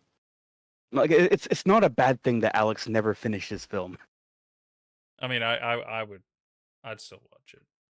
I would too. I would love to watch it. I would totally watch a I mean, I'm happy to watch terrible stuff anyway, just because it just gets a special place in your heart. You know, it's great. And like this alone was worth buying the season 2 DVD for, like back in the day, because this was just an Easter egg on there. They went and made a fake trailer for the damn film. The film's not important. It's not important to the story. Yeah. But they still. I don't know. I'm glad they made it. Have a trailer. That's so funny. Still, like Brian, when an object enters a time stream, time starts to correct itself. Love is like, imagine four balls on the edge of a cliff. What the fuck? That's a great line. Oh my god, it's so funny, so funny. Oh, like everybody's even mentioning BoJack. That's great. This is so funny. Sort of like Night in the Woods, but bad. Oh, Bad Night in the Woods. Interesting comparison. Interesting. Fake trailers are your favorite. You'll never forget the fake Peasant's Quest trailer. Oh, Peasant's Quest. The Homestar Runner game. Peasant's Quest. It Oh! was like King's Quest. Oh my god, of course. Oh my god, Homestar Runner. Oh man. Him and Strong Bad thing. That's a while back. I remember watching a lot of the emails. I thought those were really funny. Still have like a lot of them on DVD for some reason. I think he still but does yeah, I them love- too. I think he still answers emails. Yeah, they are making video content for Homestar Runner again, including emails, but it's not as quickly paced as it used to be. Because they used to release videos like every week, but they're Flash movies every week. But they've slowed it down a lot now. But they are still making them. How about that? Man, that's a blast from the past too. My God, we're doing everything just like 15 years ago. This is crazy. It's so weird. What else was popular 15 years ago? Oh God, what else? Did Inception come out around then? 2010? Yes, it did. So yeah, that was a great film. love Recently Inception. rewatched it because Jenny had never seen it, and I was like, I can't believe you've never seen this movie. Like it's such a fucking it's a thrill. And yeah, she It is cried. good. She cried it. I was like, yeah, it's worth it. God. What else? 15 years ago, I guess 2010. That was when I was like I really liked Ruby Quest back then, and then which is like it was technically Animal Crossing fan fiction, even though it doesn't really have anything to do with Animal Crossing. But I showed you it back then. It was don't know how the fuck to describe it without just. I kind of remember. But it was basically Homestuck, but not Homestuck.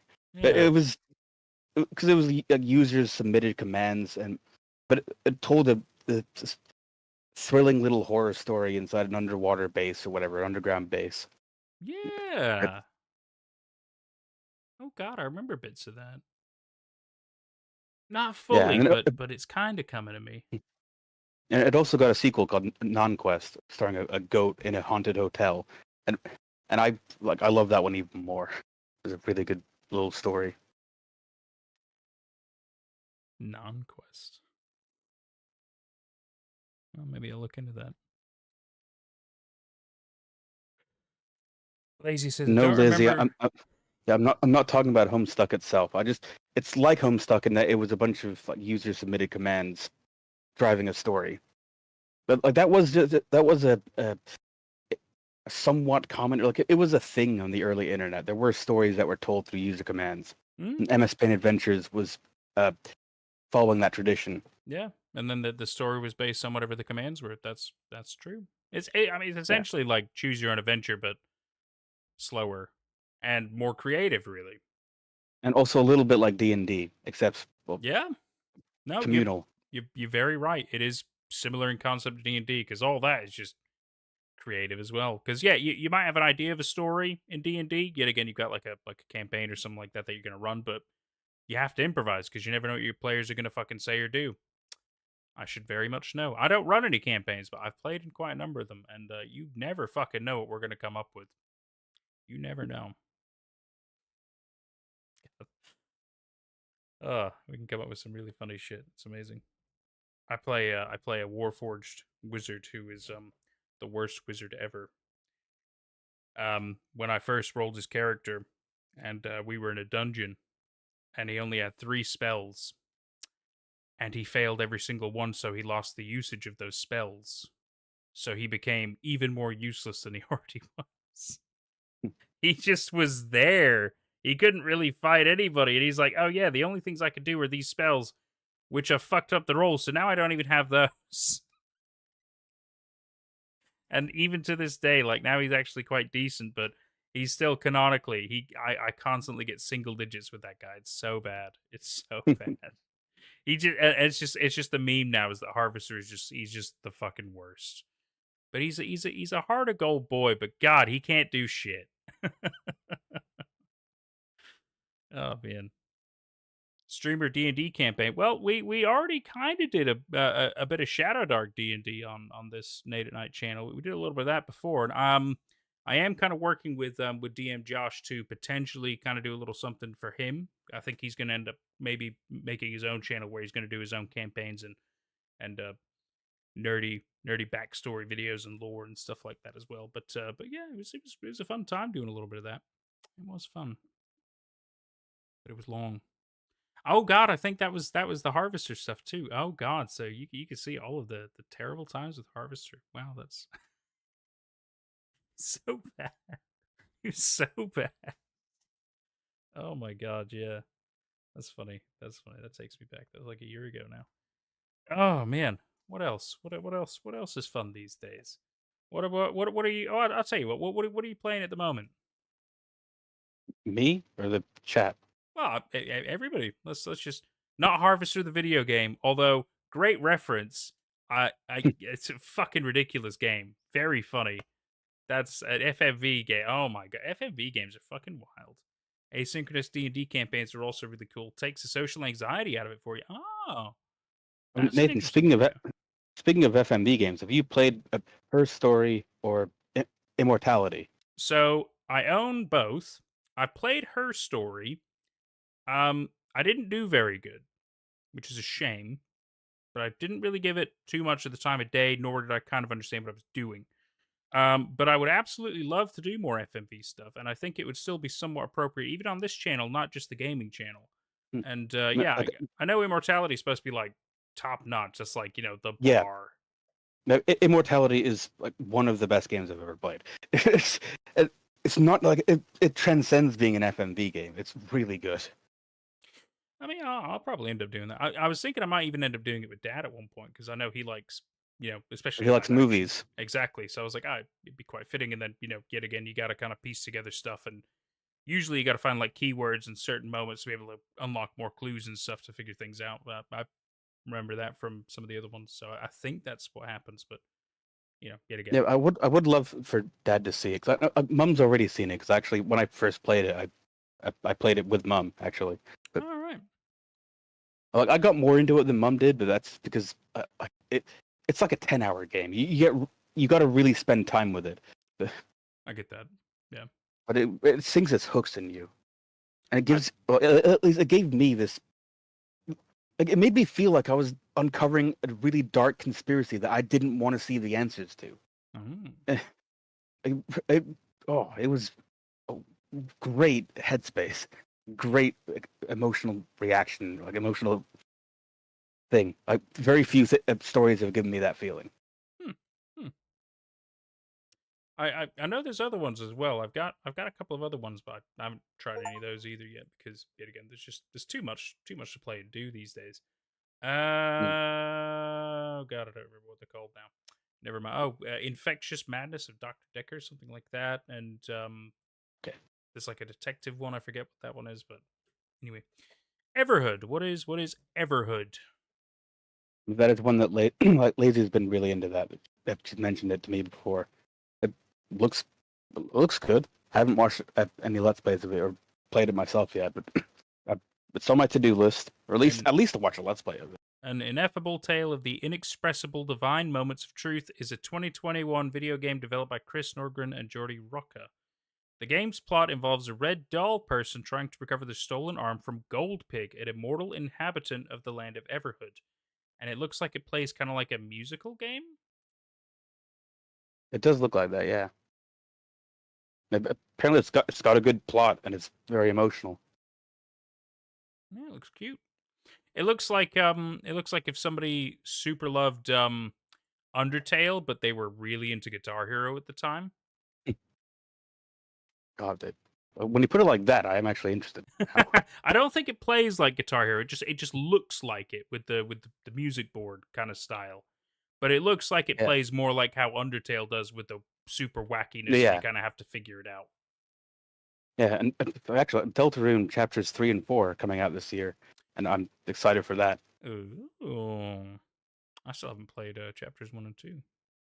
Well, like you could potentially play them all when 3 and 4 come out.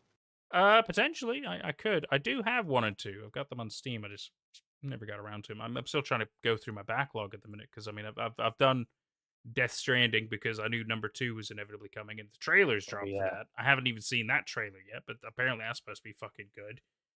And Yeah, I'm interested in Death Stranding too, but at the same time, I might wait a bit before I play it because the first one was a very long game and like you have to really commit to it. And you did. I've got to commit to a lot of games right now. Exactly right. That's definitely the big thing. Like for me, they got Elden Ring Night Rain coming out like in May, and I've already got plans to play that with a couple of my buddies. But the problem is I haven't beat Elden Ring nor the DLC.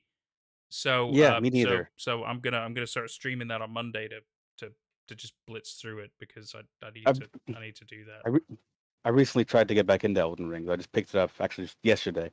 I don't know how far you are, but I'll just say without context, I'm at the Flame Giant, and well, I'm starting from the start because I don't remember how far I got, and I don't want to remember having to do everything again. So I'm just starting from the start. Which is not a great idea, but you know what? Fuck it. I'm gonna stream it like every day, so inevitably I'll get it done. Yeah, but I would love to beat it, and I would also love to get to the DLC because it's a fantastic game. I think it is very much up my alley, but I just don't think I enjoy the challenge. I can understand. I enjoy everything but the challenge. Well, that is definitely not the game for you then. Because the whole point of it is challenge.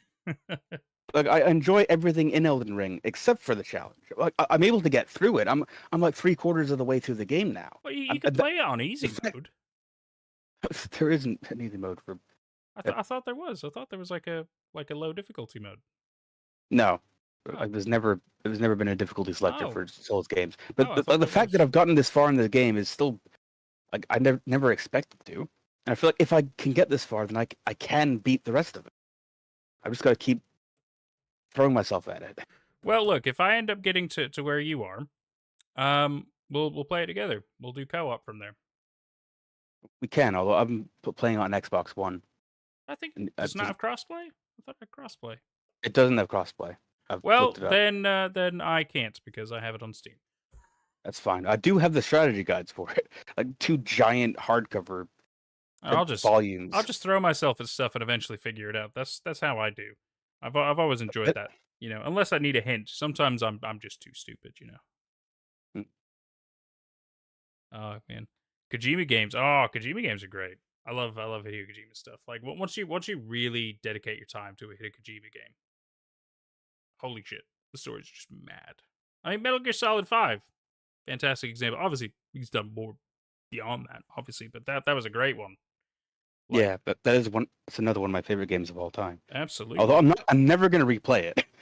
I'll jump back into my completed save file sometimes and just do like a play around a little bit.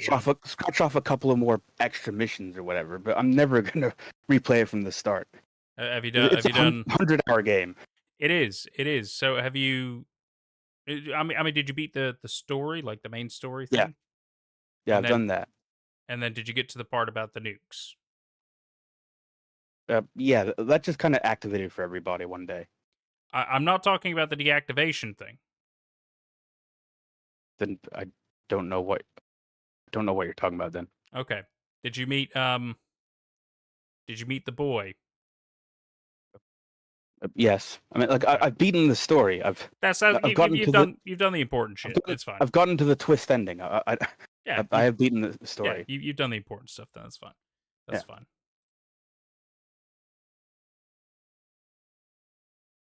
And I'll definitely play Death Stranding too. But it's on PlayStation 5, not on PC. So one problem at a time. So then, in my opinion, that means the game's just not coming out. Oh, it'll inevitably come to PC, but I'll probably just have to get PlayStation first. It's fine. It's fine. Or if I'm in the States around the time, Jenny has a PS5. So I'll just get it there. And then I'll stream it there. And that's fine.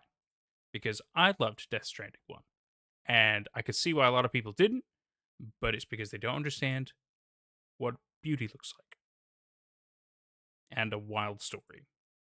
Yeah, I loved the game more as it went on. Like I loved it at the very start. Then I was a little bit bored, but then I it picked up for me. Oh yeah, yeah. Uh, There's definitely a lull period that's kind of long and arduous, but once you get past that and things really start going again, it's just, oh my god. And also, for me, like as soon as I left the first area and entered the giant second map, as soon as I entered there, the social features stopped. They just stopped working. I could no longer interact with other people's creations or whatever. And I So- assumed that was intentional. I assumed this was a commentary and how like a subversion of something. But actually, no, that was just a glitch. I was supposed to be playing with the social stuff all the way through. But I know not all the social stuff will show until you've connected whatever part you're in to the chiral network, and then you will start seeing a lot more of it.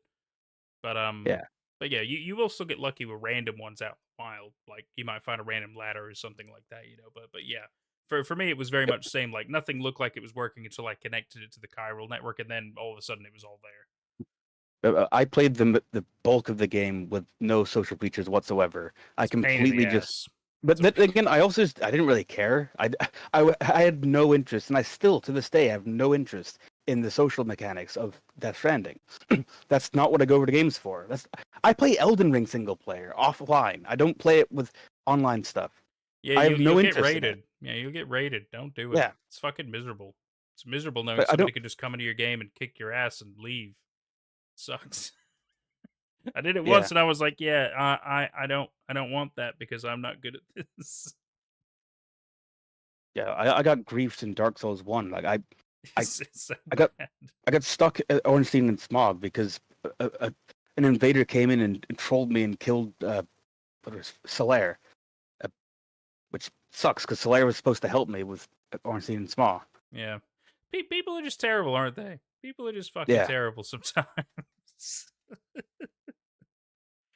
It's funny, but like, come on.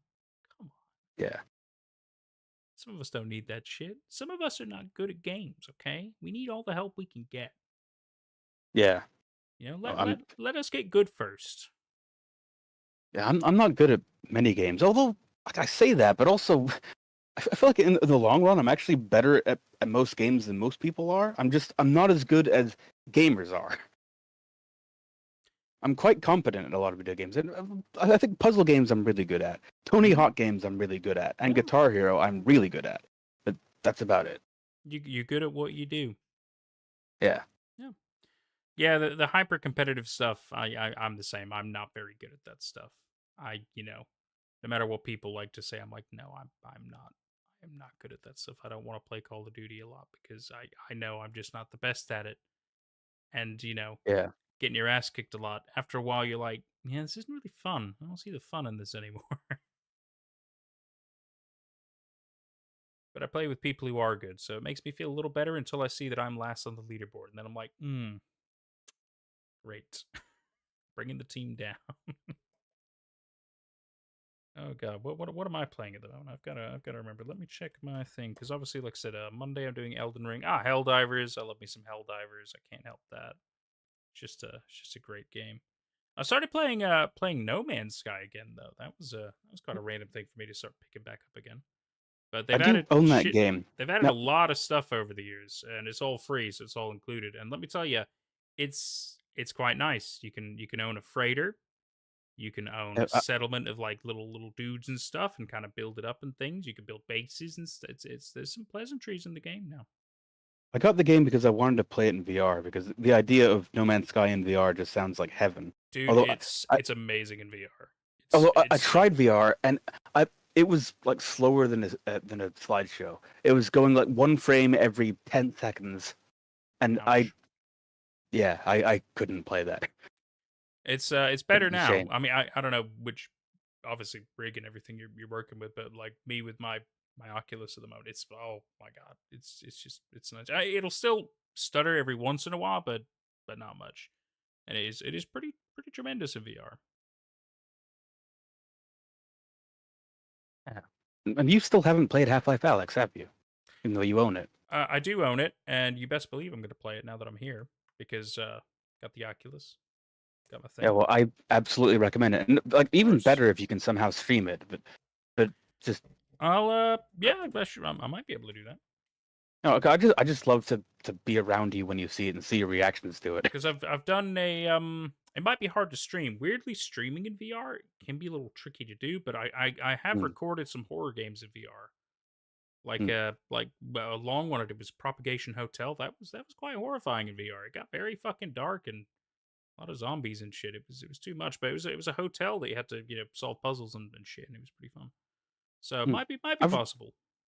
I've recorded some YouTube videos of playing VR. Like I did I've been doing Riven, like the sequel to Myst, but that got a remake recently. And that's VR compatible, and honestly, it's a fantastic experience. Oh, you Although- played Myst in VR? Yeah, me too. I have. It's fucking great.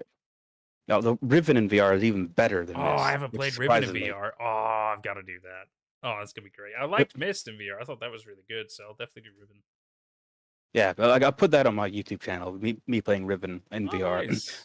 And I've also done there's a VR chat level that it was basically a VR adaptation of Yume Nikki, and I was able to record myself playing that in VR, which it was a very chill, like 6-hour video or 4-hour video of just me just talking about how much I love the environment. And Nice. yeah. Oh, Like that's great. you can definitely record stuff in VR. I don't know about streaming though, but Yeah, streaming gets weirdly difficult with it, but it's something I can look into. Oh, sorry, chat. We're ignoring you. I don't mean to. Let's see. Lazy says, "That's sort of why you couldn't stay into Splatoon. Games are super fun, but so much of the content ended up being the online play." I get that. I get that. I've heard a lot of fun things about Splatoon, but I've also heard that it can be real aggressive sometimes. Obligatory mention of Monster Hunter. Dude, I'm playing Monster Hunter Wilds. Fucking love. I love Monster Hunter. It's great. It's simple. Monster Hunter Wilds is good. It's not optimized for everybody, and I get that, and I'm so sorry. It works fine on Xbox. So, yeah, it's good for me. You're not the only weeb. Oh my god, I used to play it on PSP like 15 years ago back in high school. Oh my god, I shouldn't have, but let me tell you, I certainly failed a class because of it. It was good. I played with friends in class. It's not my fault, It was great. actually, one game I am playing recently is I'm playing the First Mother, or like the Earthbound on the NES. Yeah. So it's on Switch Online, and I've been playing it for a while, but I'm getting back into it now. All right. I'm halfway through the game. I've got 3 party members, and but this is the most traditional JRPG I've ever played, and it's definitely it's enlightening to see what a proper JRPG is like, where it's constant random encounters and a lot of grinding is required, and you don't know what all your spells do because it doesn't tell you what your spells do. You just have to find out. But yep, like it's fun. Like the older I do Dragon actually enjoy it. Quest and Final Fantasy and stuff. Exactly. Yep. It's good. Yes, Lazy is correct. Earthbound Beginnings, as they call it now. I just call it Mother 1. Oh, I didn't know they call it Earthbound Beginnings. Because yeah, I remember you telling me about. I think it's Mother up to 3. Is that right? Yep, there's 3 of them. That's And right. Earthbound is 2. But although Mother 3 is my favorite one, it's one of my favorite games of all time. I have a few favorite games of all time, but Mother 3 is definitely solidly up there. Like it's impossible to play through that game and not cry like a baby. I'm Just not throwing gonna that take. out there. I'm not gonna take the challenge. It's fine. I'm not gonna try it. Speaking of NSO, the Zelda Oracle games are good. Ooh. Yeah, those are on NSO. I don't know if I played any Zelda Oracle game. Maybe.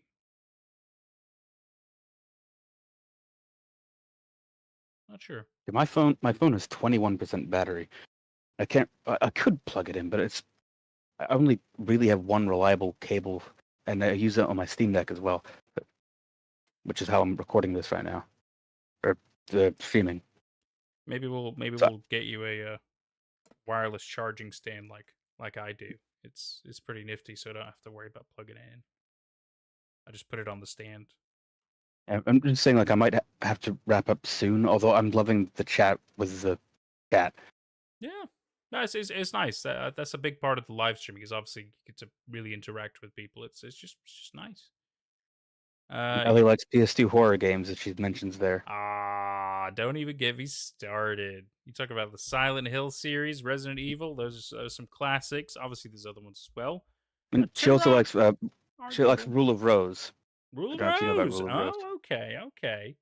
Don't know if I know Rule of Rose, but I've heard of it. I've heard of Rule of Rose. Let me have a look. Rule of Rose survival game. Sounds actually, it does sound familiar. Hang on. Oh. Oh my god, I think I played a demo for this. Wow. Holy shit, I think I did. I remember little imps. Oh my god. Well, I'm gonna have to add that to my horror list to play. Rose. Good to know. Thank you. Thank you for that. Nathan, I'm going to guess that you haven't played the Silent Hill 2 remake. The remake, no. The original, yes. I will eventually play the remake. It's just I'm not a rich man. I don't have a lot of money. Yeah, but you've got a lot of stuff to play already. That annoyingly is very true. But I'm gonna do it. But and I have mentioned before, like I've got a full Let's Play of it on my YouTube channel. So if you ever just want to watch a Let's Play of it, that is an option. But I do recommend playing it someday. I just want them to remake number 1 because I can't find number 1 to play it anywhere. I'd really like to play number 1. Adam's got number 1 for the PS1. He actually owns the disc. He found it and bought it, and I'm very envious. He hasn't told me. Yeah, he's rather unceremonious about it. I don't think he realizes how big of a deal it is. That's a huge deal. Yeah, cause it's in the case and everything. He's got Silent Hill for the PS1. He just has it. You can't even play it on like emulators. It doesn't tend to work. It like fucking I've played it on an emulator. I haven't beaten it. I've only gone to the school, but I've played it. Shut up. It works fine. Shut up. My emulator didn't work. Shut up. I tried 3 different ones and it didn't work, so I had to give up on it. But no, I played all the other ones. I just like Silent Hill. I can't help it. Have you seen the trailer for Silent Hill F? Gotta say that looks pretty good. That looks pretty good. Ellie and I both saw that live last night. Actually, the trailer looks good. The rest of the presentation was weird. Yeah, well, that's not surprising. Like it was just PR. Like they weren't really saying that much. No, but they love to do that. But they've got, as Ellie has made me aware, they've got the writer for Higurashi When They Cry on there, and that's a big deal. Fantastic. I haven't played Higurashi. I played like 20 minutes of chapter 1 before I realized I think this is dumb. But I think it just starts out that way. One day I'll commit to actually getting through the rest of it. But anyway, yeah, we saw the Silent Hill F trailer. It's good. It's going to be nice for them to make actual decent Silent Hills again. Because I mean, they did Ascension, which was a mobile game thing, and it was bad. It's very. They bad. did that like the Last Note or whatever. Like the oh yeah, the free PlayStation one. That was good. Yeah, I watched a Let's Play of that, and I thought it was good. I don't know why people are complaining about it. Well, it looks fine. People annoyingly love to complain things that they love, and the problem is that they're not open to any potential new thing about it unless it's exactly how they fucking want it. I mean, they were arguing about the Silent Hill 2 remake stuff, and it's like, just be fucking happy you're getting anything. Because I mean, honestly, these things almost never happened. I mean, when Silent Hill PT was, pulled the plug, everybody just thought, well, that's it. Silent Hill is just never going to happen again. Yeah. Well, I mean, to be fair, Hideo Kojima and Konami had a falling out, but that's irrelevant. Yeah, I imagine like the fan base is definitely kind of like still in grief or like still in trauma over the fact that the series just died for a while, and they were dubious. Konami weren't doing anything with it. It's a real shame they were moving on. They were dubious about the remake being any good, especially the Bloober Team, and like I like Bloober Team, but I can understand the trepidation about it. Yeah. But luckily, like it did turn out, the remake it was great. It was actually like legit. It was what most people wanted. And even the people who are dissatisfied with it, they're still happy it exists. I think it's far better than anybody expected. I'm absolutely sure. On the subject of Bloober Team, like most Bloober Team games are kind of dodgy. Like Layers of Fear 1 is great. The rest of it's weird.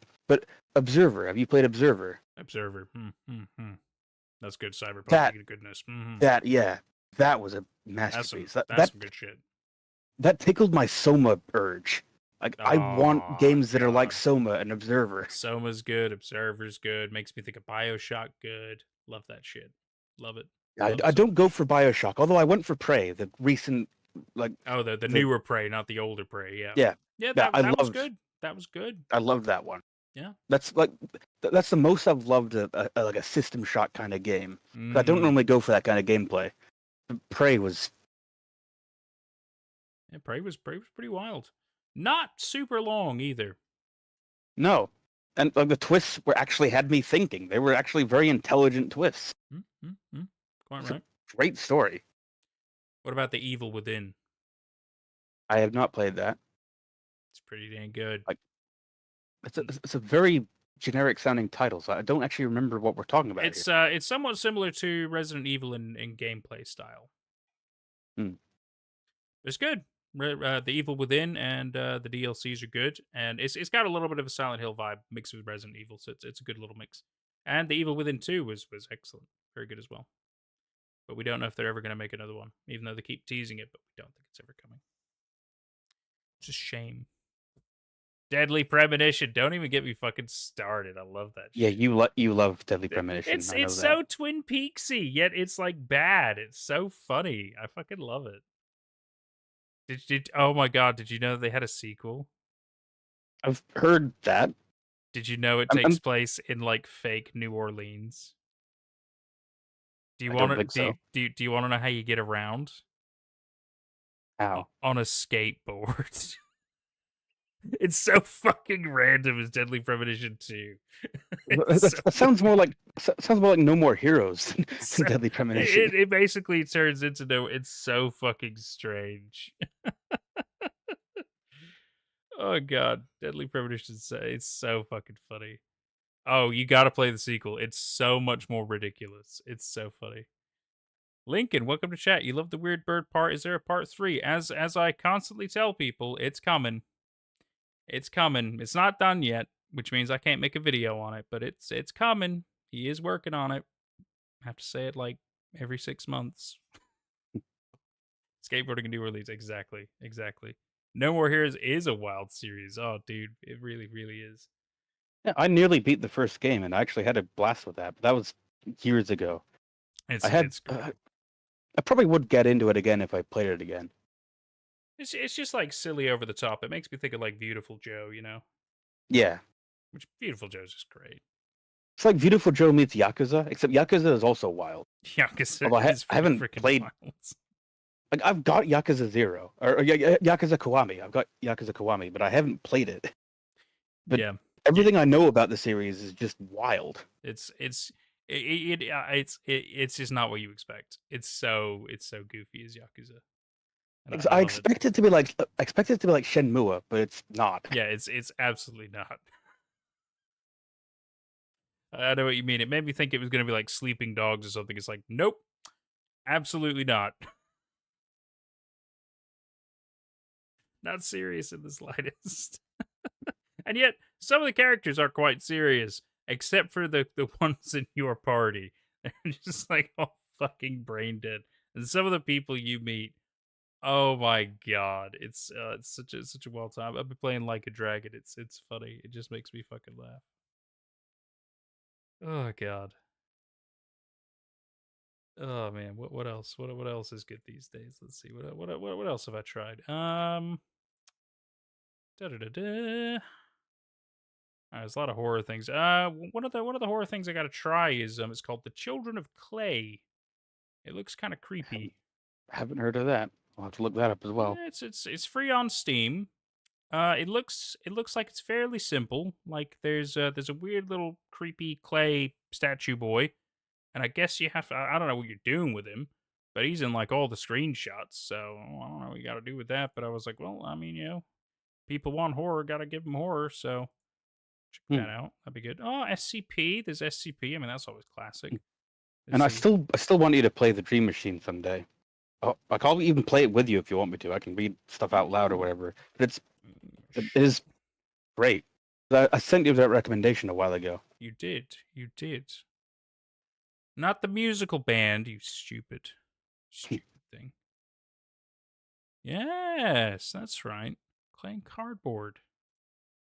Yeah, it's a claymation point and click, but it's got a really good story, like surprisingly grounded, and like there's cool sci-fi stuff in there. Makes me think and it's all about dreams. Oh, that's cool. Makes me think of a couple other point and clicks like Machinarium and stuff. Yeah, 84p And they at the minute. Well, I might as well freaking buy that. and it has some good scares in it as well. Like if it was a movie, it would be exactly my kind of movie. I don't know the significance of saying that, but that felt important when I said it. I already own all of it. Great. I was about to buy it, but then it was like, no, you own this. And I'm like, oh, I own all the chapters? Great. Let's install that shit. Because that was another thing that I followed during the early 2010s, like Marble Hornets. Because I played every chapter when it came out. And chapter 6 was a big deal. Every chapter just gets better and better. And like even by chapter 4, I'm like, this is the greatest point and click I've ever played. And it just keeps on getting better. Fantastic. It is absolutely fantastic. Sounds good. I'll definitely do. I do like a point and click. The last point and click I played, not Lucid Dream. I did play that, but it was called Decay the Mare. I didn't think it was going to be a point and click, but it actually was a little horror point and click. It was quite good. It was quite good. 3 episodes. Weird little story. Weird little story. Decay the Mare. I'll look that up as well. Yeah, Decay the Mare. It's not jump scary or anything. It's just a creepy atmosphere and vibes and a blood bag. It's pretty weird. You'd love to watch us play what? Horror games, other stuff, Dream Machine. I might be talking about Dream Machine, but I don't know. But we'll have to see what she clarifies. Mm-hmm. Sure, I've got another cable around here somewhere. Dream Machine, okay.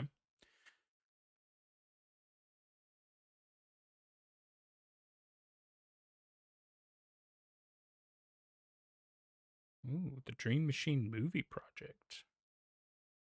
Yeah, I saw that news story. Like, I'm sure it'll happen sometime, but it'll probably be a while. Well, this is something we can plan out. Yeah, I'd be happy to do this. Like me weird shit. Well, yeah, I can stream it with you, and if you get stuck on a puzzle, I can help with that. Of course. I can read things out loud. It's a text point and click game. It doesn't have voice acting. Oh, that's fine. That doesn't bother me.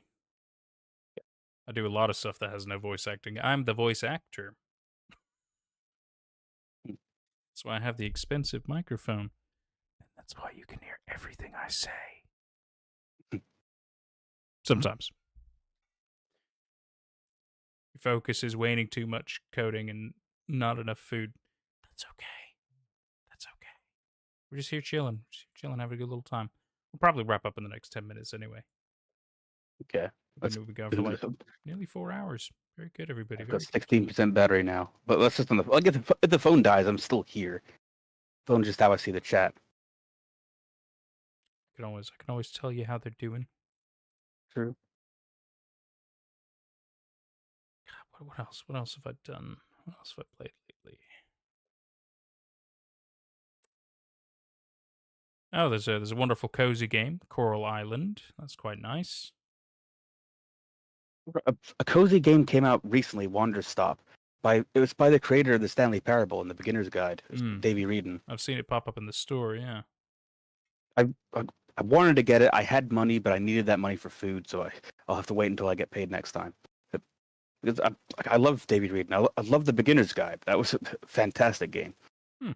And I recently found out. Like, I don't know if you're aware of the streamer Doug. He's got some good videos on YouTube that I like. But you might have shown me a video. Yeah. But turns out he's Davey Reedon's brother. and he got him on for the Stanley Parable one day, and they just casually dropped like, "Oh, this is my brother. Like my brother made the Stanley Parable." I'm like, "What the? Like you're already like one of the most popular streamers in the world, and you have a celebrity brother. Oh my Well, god. a gamer celebrity brother." That's wild. That is so wild. Amazing. Oh, starting to get tired now. Weird. Shouldn't be. This weekend.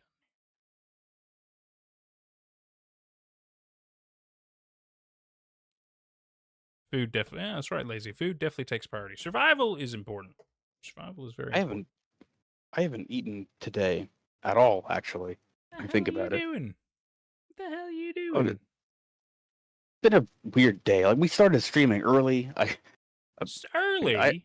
6 p.m. is not early. Well, I mean, 3 hours earlier than normal.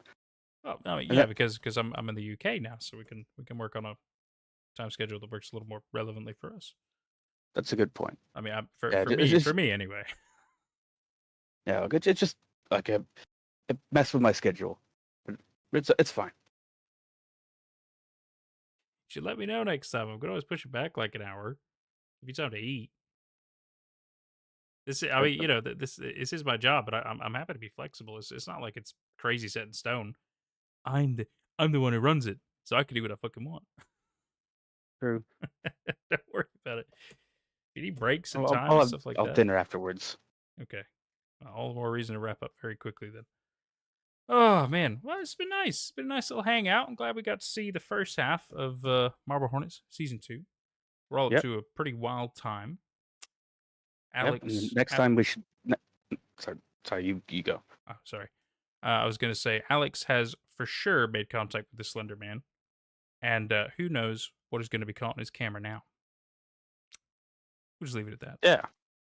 God, like when you think the name Alex, I suddenly remember. Oh yeah, we watched Marble Hornets tonight. It's so easy to just be like, oh yeah, shit, we did that just now, didn't we?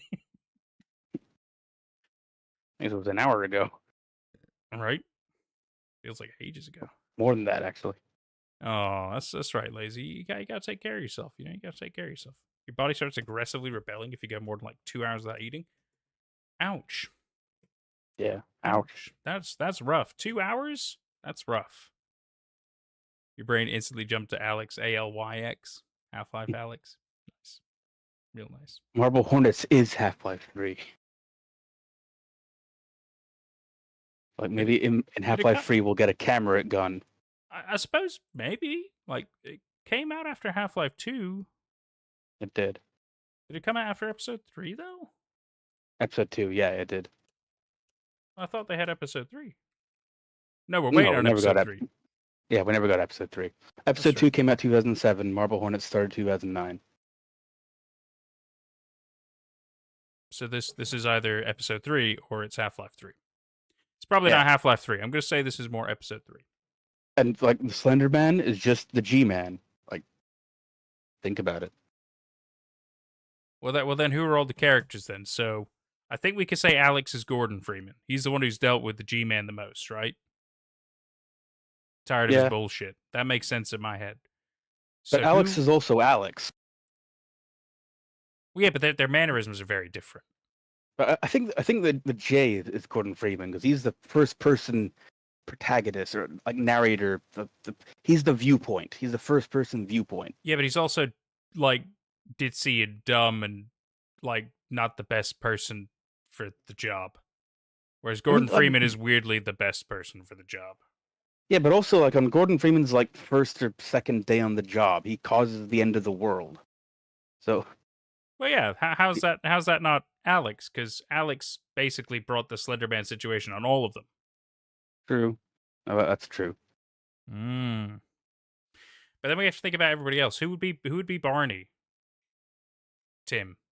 Brian. Well, it could be. Oh Tim. no, Tim, yeah, Tim Brian makes more sense. Brian makes more sense because Tim plays a more active role, whereas Barney's kind of like he is important, but he's a pleasant side character, right? Yeah, so, Barney's the lovable guy who's just there, and Brian's a lovable guy who's just there. Makes sense. Brian, that makes sense. Jessica maybe is Alex. Maybe, I could see that. Who is Jay? Who is Jay in the story of Half-Life? Adrian Shepard. I don't know.